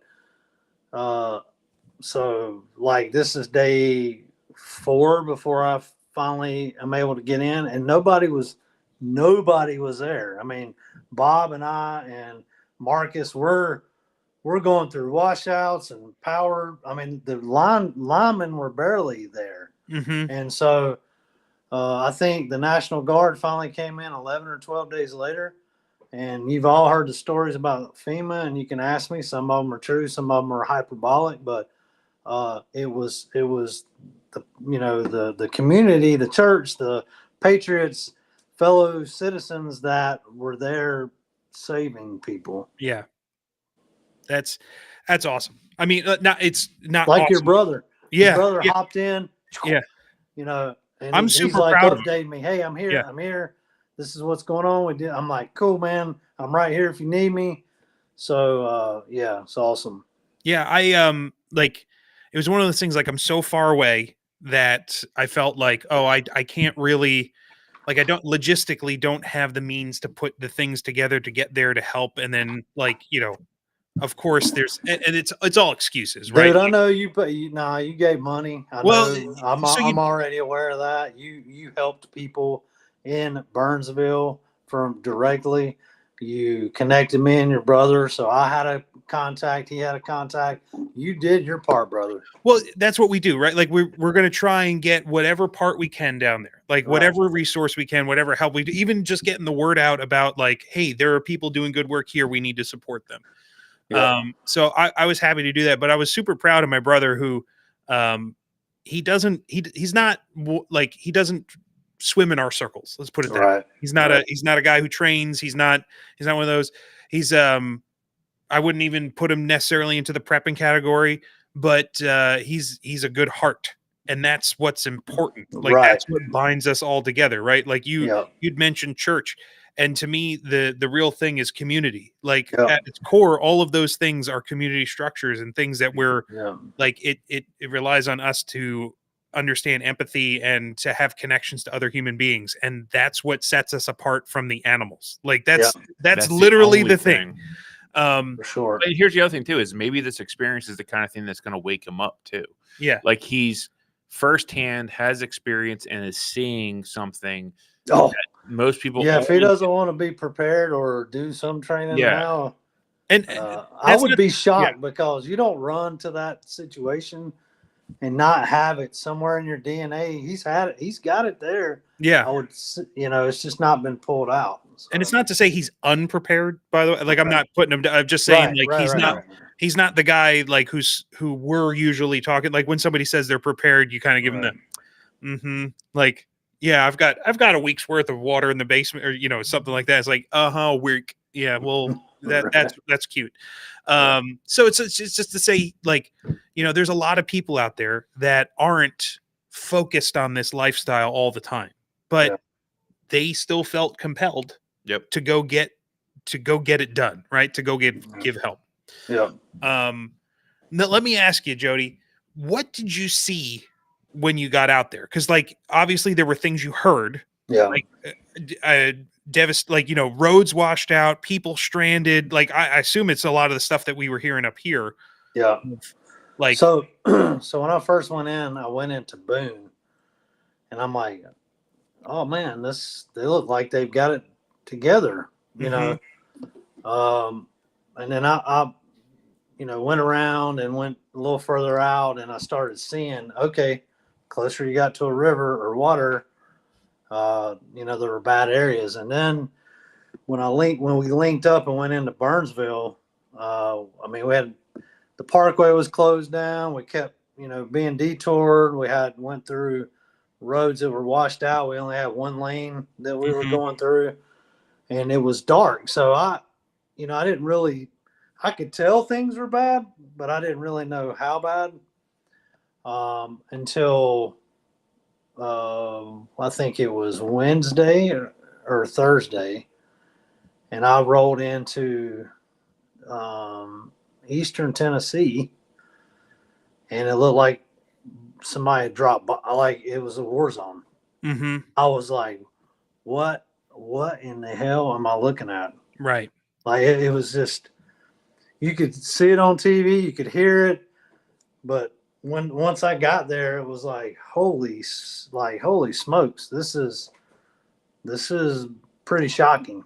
So then, when I got in and I hooked up with Grindstone Ministries, which is a lot of people know Bear Independent, possibly on the internet.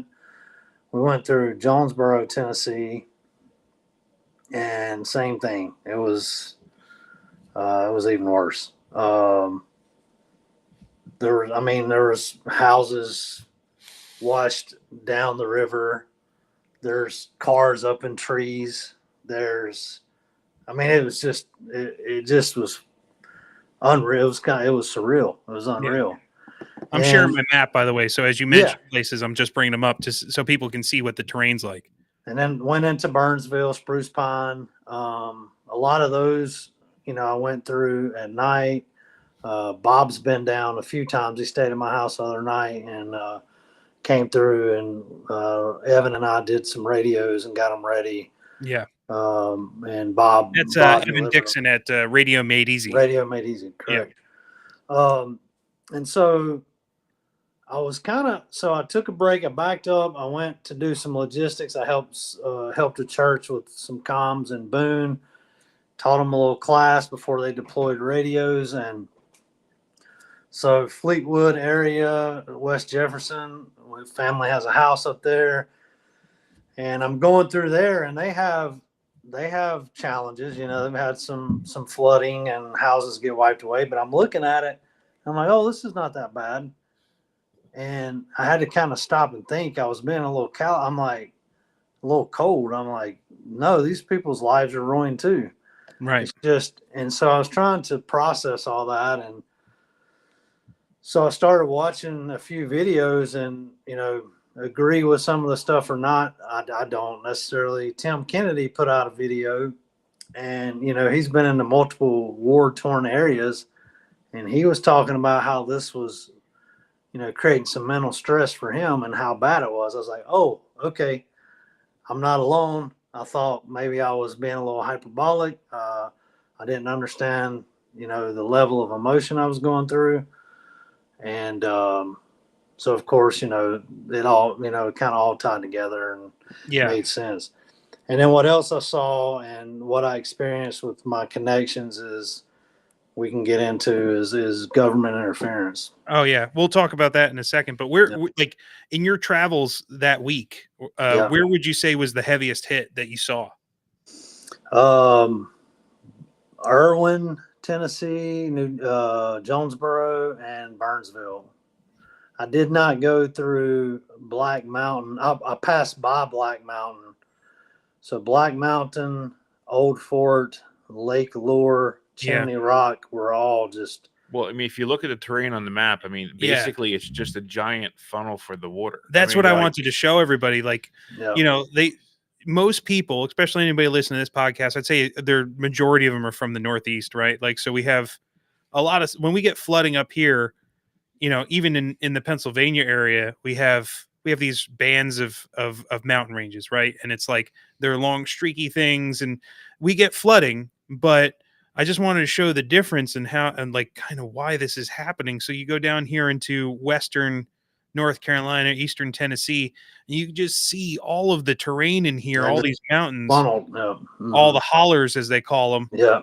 And they're sharp and they're short. So there's not even enough, so all of the water that falls on these mountains just funnels right into the hollers, into the creeks, and they're just blowing down into all of these populated areas. And that's why it's getting so, like, because people congregate where the waters collide, right? Like that's how human history is. But it also means that it's where all the water flows. So like, and all the roads cross those rivers because they have to get from one side to the other. So these little like all these passes and things that go through here. So it's such a different terrain than I think what a lot of people think it is. And just look at how vast this whole section of the Appalachian Mountains is. Oh, As water's rolling in here, all of the water's just funneling down in these tiny little places. Like, it's yeah. crazy. And they're talking about 30 to 50 feet above its normal. Yeah. 50 feet of 50 flowing water. 50 feet. Yeah. Like, You I can don't know. see, let's say, you know, obviously this isn't to scale. Let's say the river was like this, and then you can see where it was like this, like Mhm. Yep. weight, you know, like 8 to 10 times wider than normal where the Right. washout. It was So, like, crazy. so I had written down a couple like specs. They were saying the French Broad River in Fletcher was 30 feet above crest. In Asheville, the French Broad hit almost 25 feet above crest. Yep. In the And town, crest is the top of the river, like Yeah. Top something of the that's river. like not flood stage. So 30 Yes. feet above, like 30 yes, feet. above. I think the one in East Tennessee, the Nata something, I can't think of it. I think that's the one I heard it was close to 50.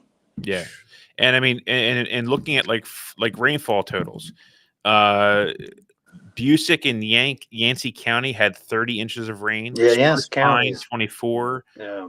I mean, it's just crazy. So Yeah, all 30 that inches water, of rain. That's over the entire area. That means 30 inches fell in wherever then- that patch was. So then all of that funneling 30 to- inches then slides down, and then it becomes Yeah. 60 inches, and then slides down and becomes, 120 inches, It's- and it's all it's- funneling yes. into that Yeah. one area. Like I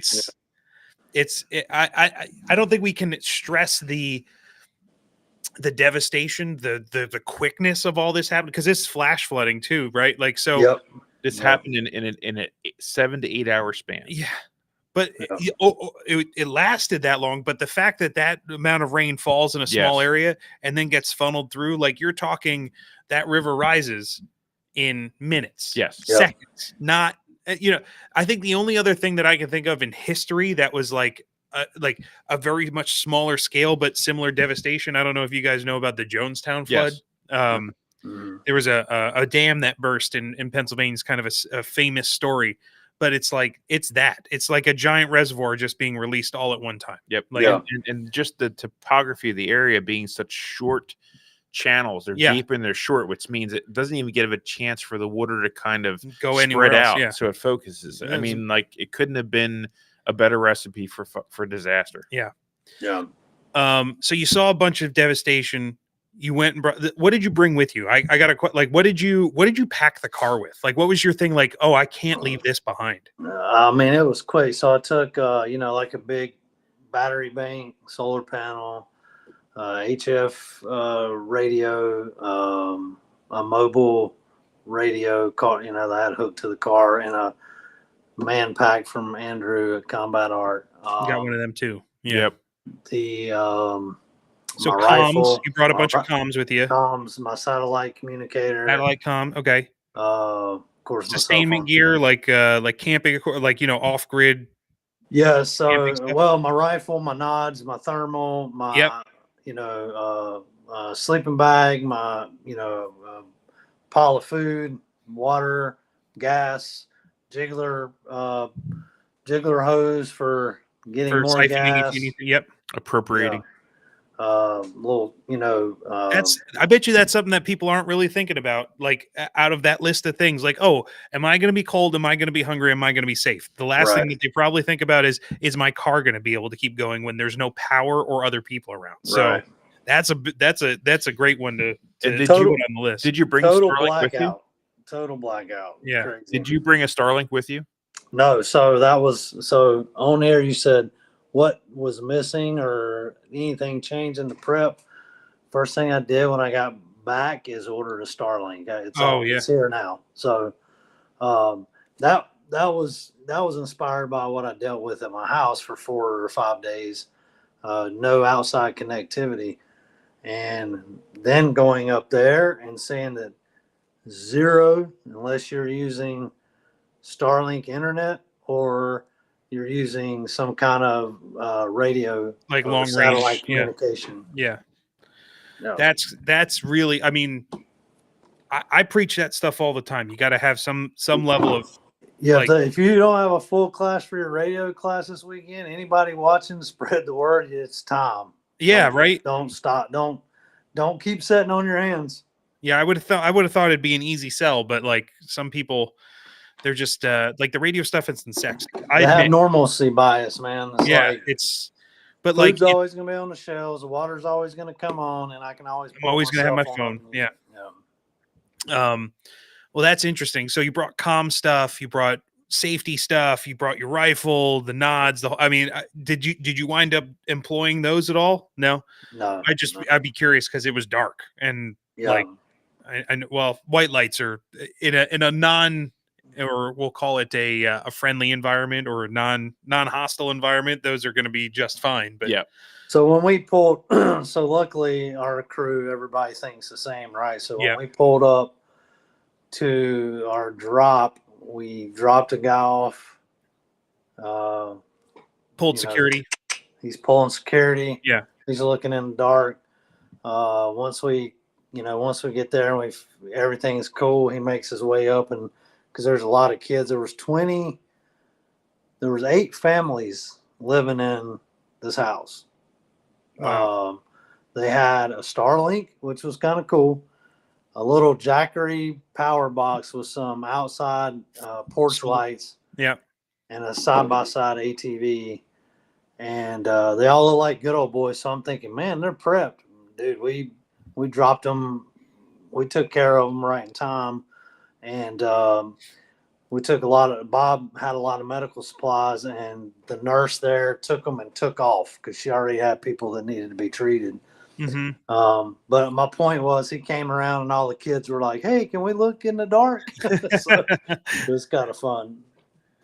Yeah, it's funny, like how things that you think they're going to have very one specific purpose can lead to conversations and making friends. Like same thing with like a chocolate bar. Like, this is for me. Right. Like this is so I feel better. But like throughout history of having chocolate bars, they create connections between people in weird locations. Like, hey, here, kid, have this, and then that can cause that starts a rolling ball of like, hey, these guys aren't so bad. Right? Yeah, for sure. That's super interesting. So, so you saw, like, what did you guys like? So you told us what you brought. What were the supplies? Like, what was the mission? So the mission to start was kind of like, we knew food, water, and way to cook. And medical. Some of that has changed as the times went on. They need less of certain things and more of others, but so it was water, freeze-dried food, medical supplies, cook stoves, gas. Bob had his, Bob's in the construction industry, so he has a big 100-gallon gas tank full rolling up there. So we were able to fill their gas tanks and their side-by-sides because there was no gas anywhere. Right, and they were out. Not to mention any gas tanks that probably were in the area would have been flooded out. Right. Like if they were on roads, right? Like if the water rose that high, all the gas goes bad. Well, we rolled through a town, and I can't remember where it was, and the store was open, running on a generator. And Marcus and I and Bob gets out. We're all like, and of course, cash only. That's another thing. Remember, you better have cash on you. That's something I want to stress. To barter with. Yeah. So the store was open, $40 limit of gas, cash only. We go in and the store has been flooded, like, about 4 or 5 feet. And so we're looking, thinking, I wonder if this gas is going to be all right to use.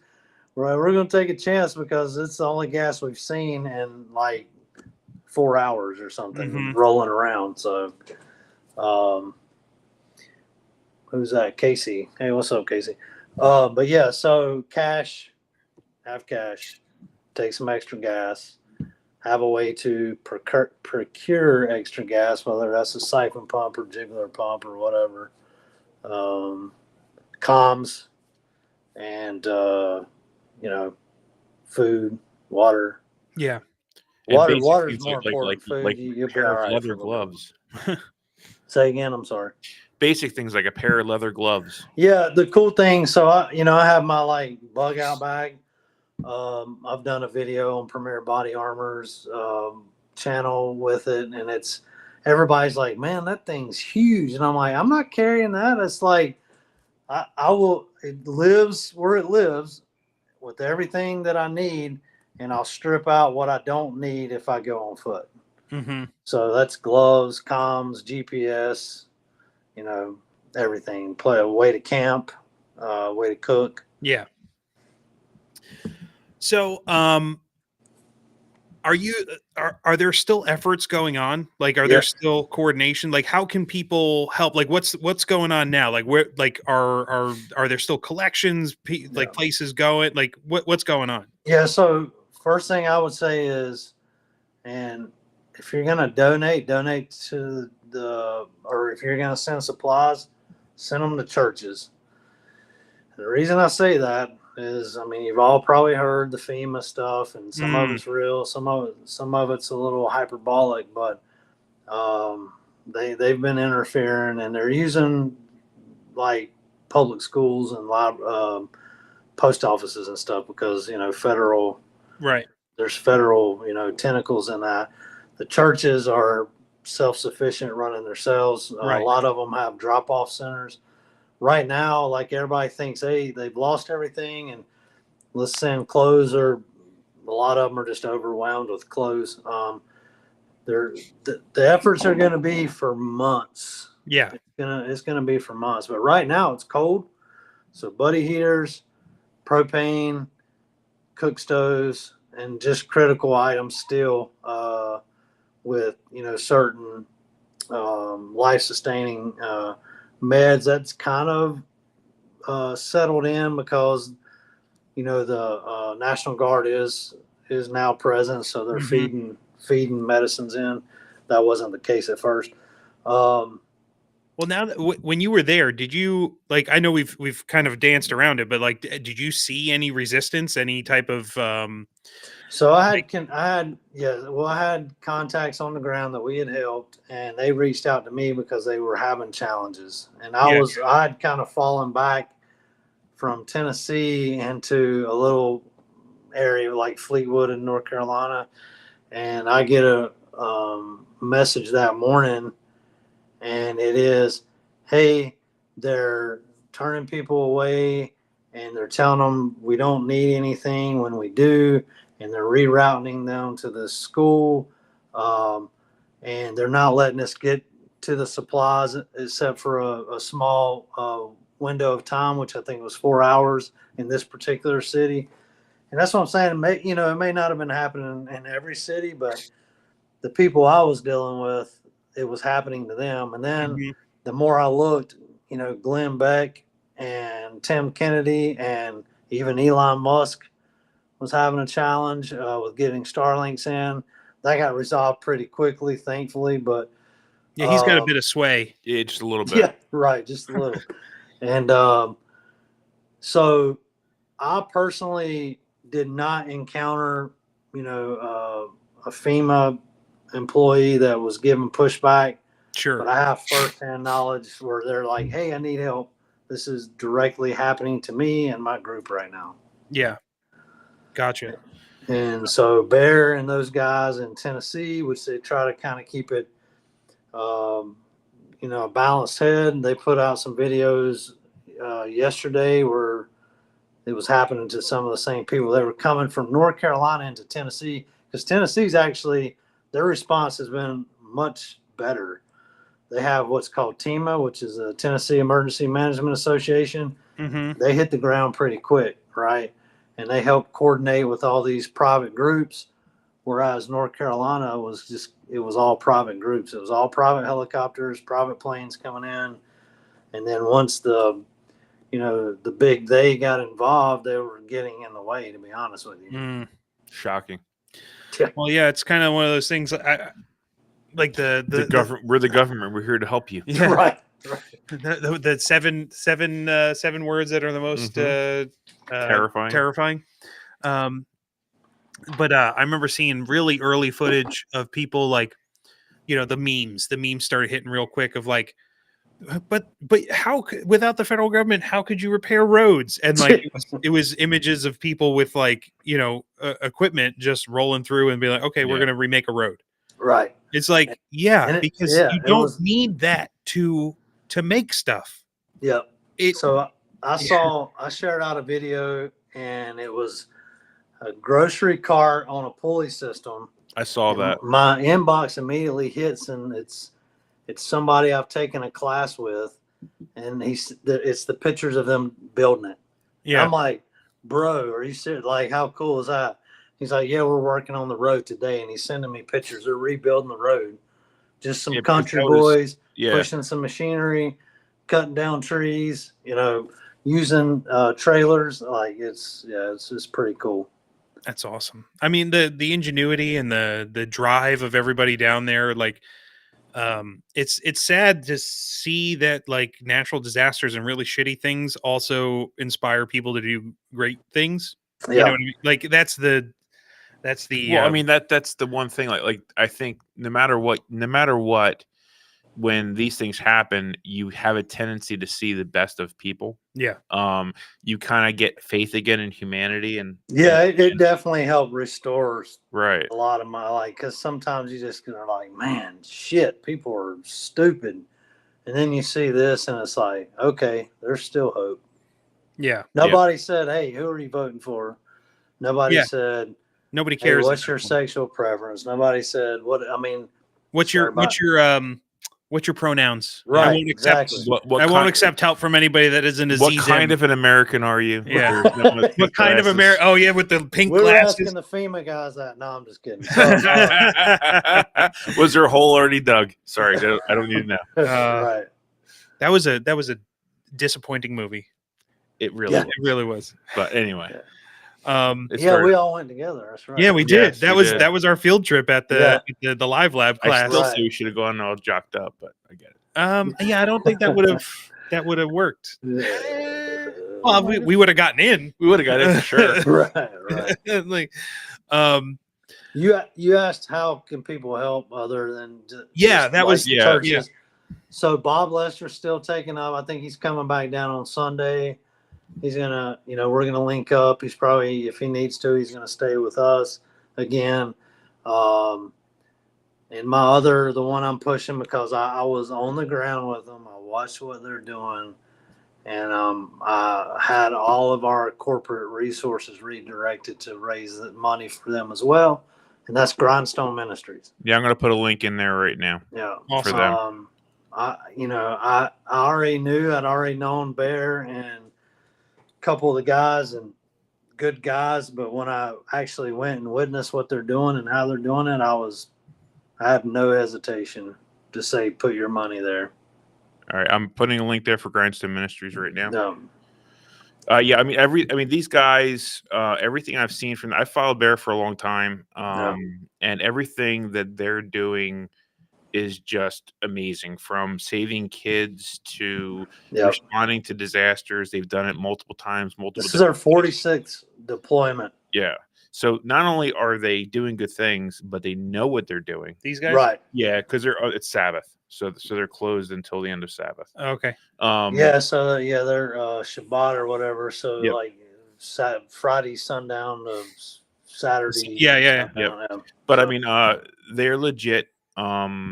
To the point that Willis over at SOE, when things happened in Kentucky, he wanted to see what was up and traveled up, and now he's created a great friendship with Bear, and Bear's been to SRF multiple times to speak, and so I mean they do the real things. They're not. It's not. Yeah, they're the real deal. Yeah, awesome. And so they're clearing trees, cutting roadways, heavy machinery rolling in.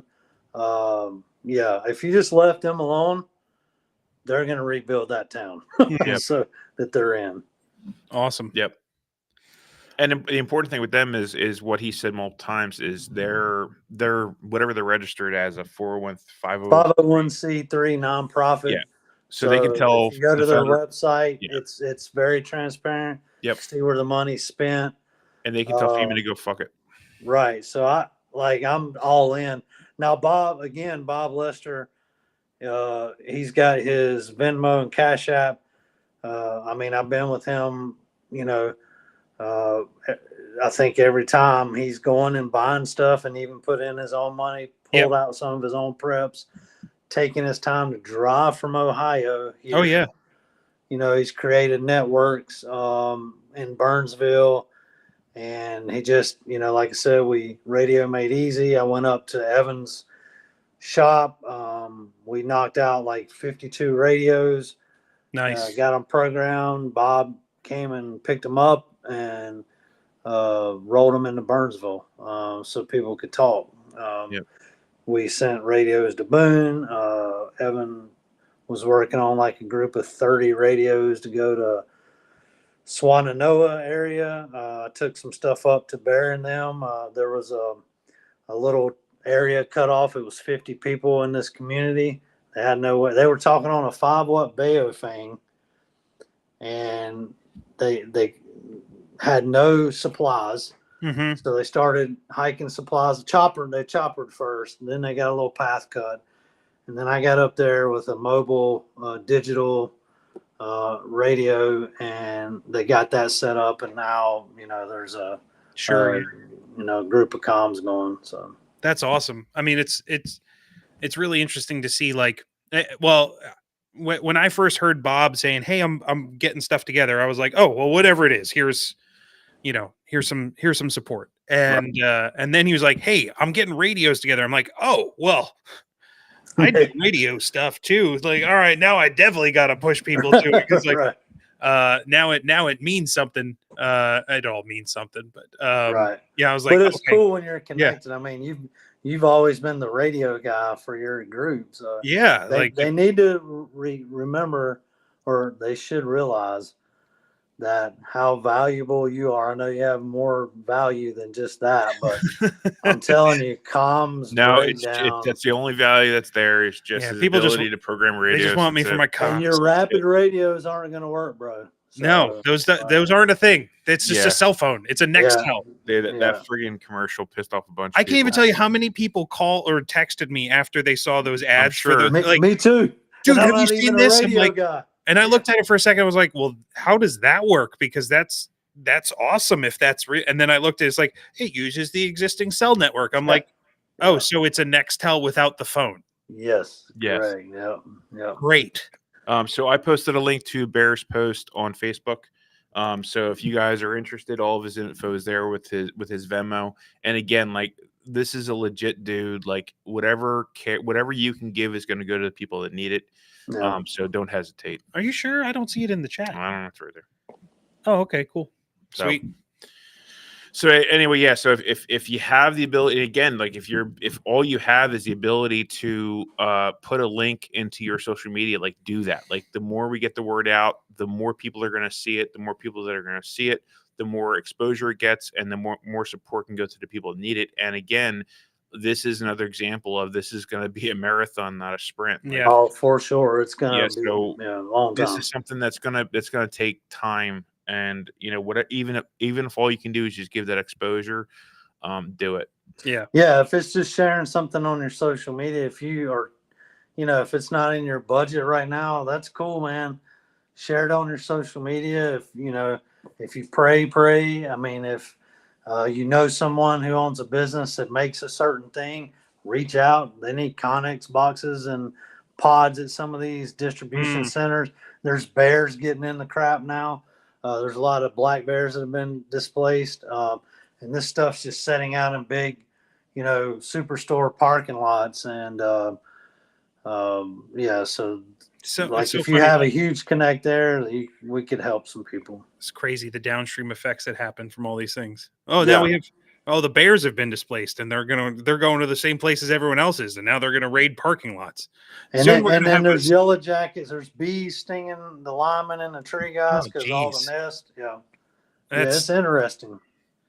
All right, so Jody, where the biggest question I had, I know we touched on one thing before that you changed about where, like, how your prep goes, but you're in our circles pretty much viewed as somebody revered as somebody who takes prepping very seriously. Like, what was your personal kind of takeaway from this? What was the thing that you're like, I need to change this, or this needs to be different, or this is really good? Like, the kind of little like AAR, if you will, of your own preps. So for me, I got lazy with my gas rotation. Personally, I mean, we ran a generator here for a few days, and I had propane as a backup, but luckily 10 miles down the road, the gas stations had gas in them. Sure. But what if they didn't? Right. So that was I was like, I had just gotten lazy. I wasn't rotating my gas. I wasn't refilling tanks when I was using them.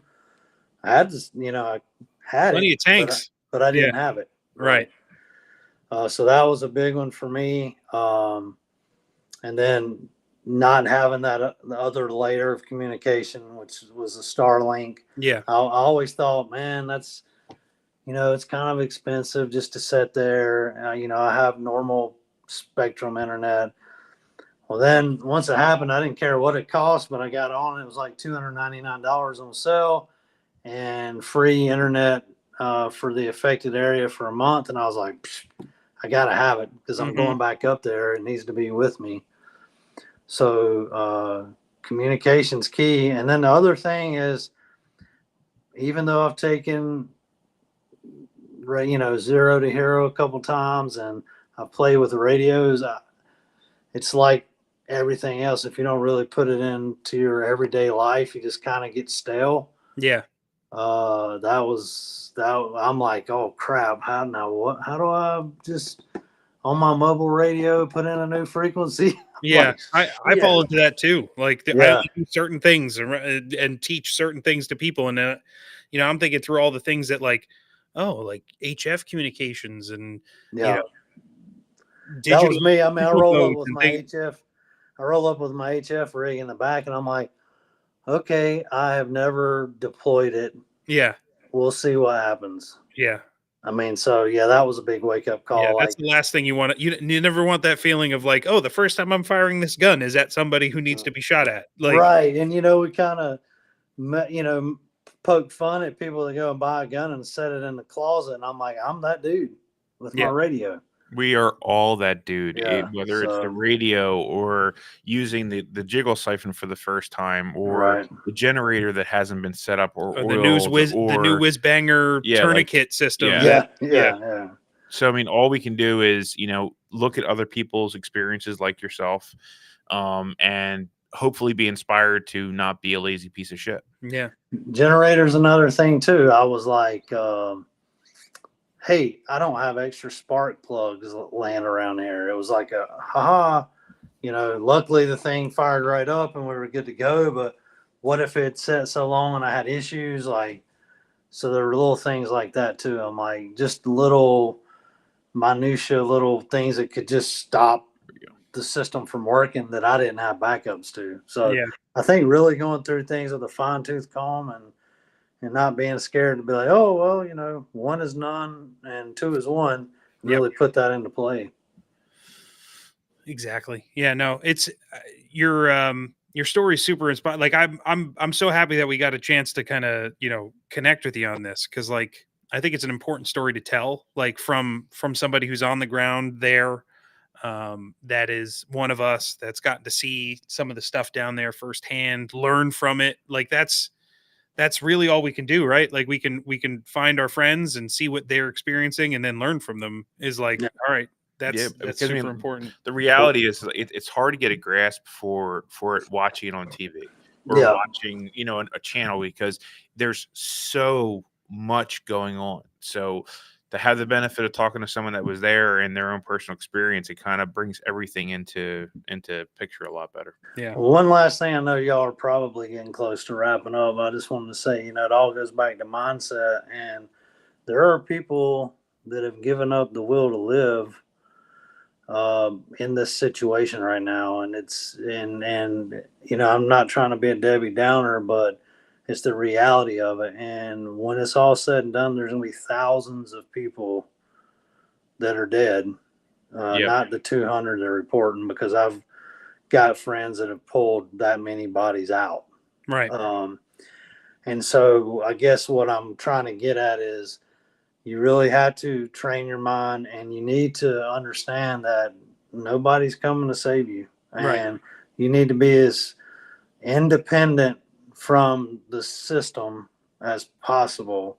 I know that's seems like an impossible task, but just 2 weeks of a storm can you get through 2 weeks until somebody gets there?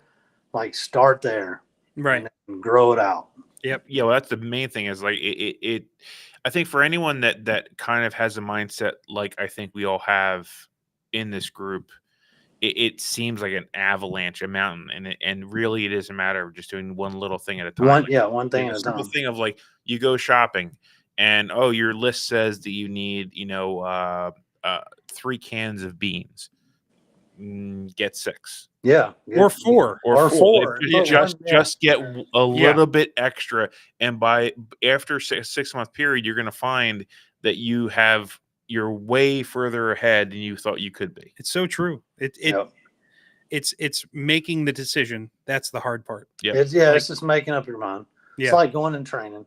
Yeah, you just have to decide you want to do it, or getting healthy, or doing right. anything. The hardest step is the first one. Like it every single time. And then the next one, you know what? It's just the doing that thing again. Yeah. And then before you know it, you're, yeah, because what if help miles away? Yeah, what if help is 3 miles away and you have to go there twice a day? Yeah. Yeah. Right. And you live in that area, which is nothing but hills. That's why I need an e-bike. Yeah. Or Jamie. You have a Jamie.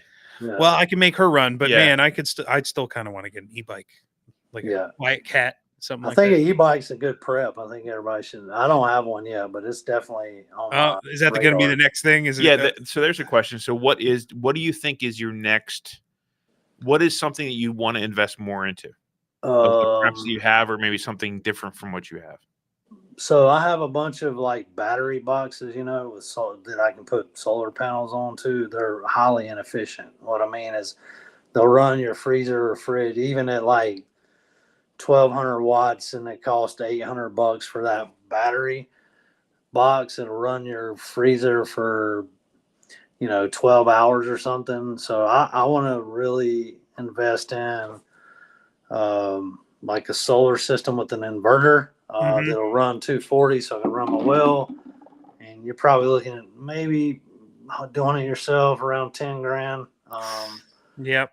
But I feel like that it's got the ability to run the essentials for a long period of time.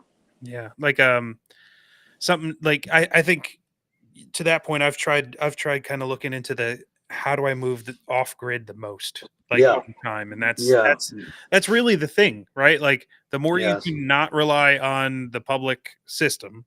Like people have no clue, water. I didn't mean to interrupt you. How fragile our grid is. Yeah, it's paper fragile. And so anyway, just figuring out a way to become. That's my next move. Try to be as independent from that. Of course, I'm going to use it as long as it works, but I want the ability to generate power without it being loud. Yeah. Cool, man. Hey, before we wrap this up, any parting words, any ideas, thoughts, or things that you'd like to get out there? Or any plugs you want to throw out there? No, I mean, you guys, my boys at Premier Body Armor, SOE and Tactical Response, and Bob, check Bob out for helping the runs, Grindstone Ministries. Nah, nothing for me personal. I just like to set good people up and to do good things. I'm thankful for what you guys are doing and all the help you've provided and the awareness, and just keep those people in your prayers for a long time to come. And, just keep coordinating and pushing help when it's needed. Yeah. Will do. Casey just brought up a good point. The other thing is something to think about is you have these friends, you have this network, and as it is spread out, the idea of getting your preps in more than one place, because if your preps are all in one spot, one house fire, one flood, one whatever can completely wipe out what you've gotten ready. So I just had that conversation. I had a It's just- conversation with Scott Edwards, Max, who you know, Yep. yesterday. I was like, hey, we should probably think about spreading our stuff around. Mm-hmm. So anyway, Yeah. that is good, Casey. Thanks for bringing that up. Cachets. They're Yeah. it's more than just a French word. Yeah. Yeah. Cool, But man. yeah, thanks, guys. I appreciate you, No, man. thanks for coming on, man. We appreciate you, and thank you for doing what you did, Yep. and thank you for being a connection for my family while they're doing good work, and you doing good work, and supporting other people who do good work. I mean, that's what we want to promote here is awesome people doing awesome things, and For sure. yeah, you guys are models of that. So, Max, anything you got for this evening? I think we'll wrap this thing up. No, I mean, it's awesome to get a chance to see you, brother. And it's been inspiring seeing what you're doing and seeing you down there. And knowing that a person that I trust, and knowing that I can trust the information that's coming out. I mean, that's invaluable because the reality is so much of it is spun so many different directions. Yeah. So knowing that you, Bob, the guys at Grindstone, those are all people that I trust to give me correct information and not just to throw out the first random rumor that they hear. Right. So it's been great to see and really appreciate everything that you've done and being able to come on with us. Hell yeah, man. And if you're in the Allentown area, you just heard a story, a firsthand story about how a simple thing like being able to operate that $25 radio that you might have 5 of, how important it can be. Like, guys, like all this stuff is so fragile. Yeah, man, you better get with a mic. I mean, that's all I can tell you. And Evan too. Like it's not exclusive to just any one person. Like anybody out there teaching comm stuff it's a rarity. Really fun. Yeah, it's a rarity that they're there's not your website fucking that they can go assholes. to. Is what the rarity is. Yeah, and both of those trainers can be found on bulletin.net. Yes. So nice. that was kind of the last thing I wanted to say, everybody, is just get out there, make sure you're using your knowledge, testing it. Like there is no better way to stay prepared than to practice and to train and to talk to people, make connections that are doing good stuff, because they will inspire you to do better, and they will teach you things that you didn't think you would learn. So with that, I think we'll wrap this thing up. Thank you, everybody, for listening this evening or watching, and I hope you all enjoyed the Berm Limits podcast live. We'll keep doing this every now and then, and let us know what you think. Come over to the Bulletin community on Facebook. Let us know how you enjoy these things, what you're learning, if you're experiencing things in natural disasters, and we'll all stay in touch. Yep. Okay. And Love we'll you guys. next podcast.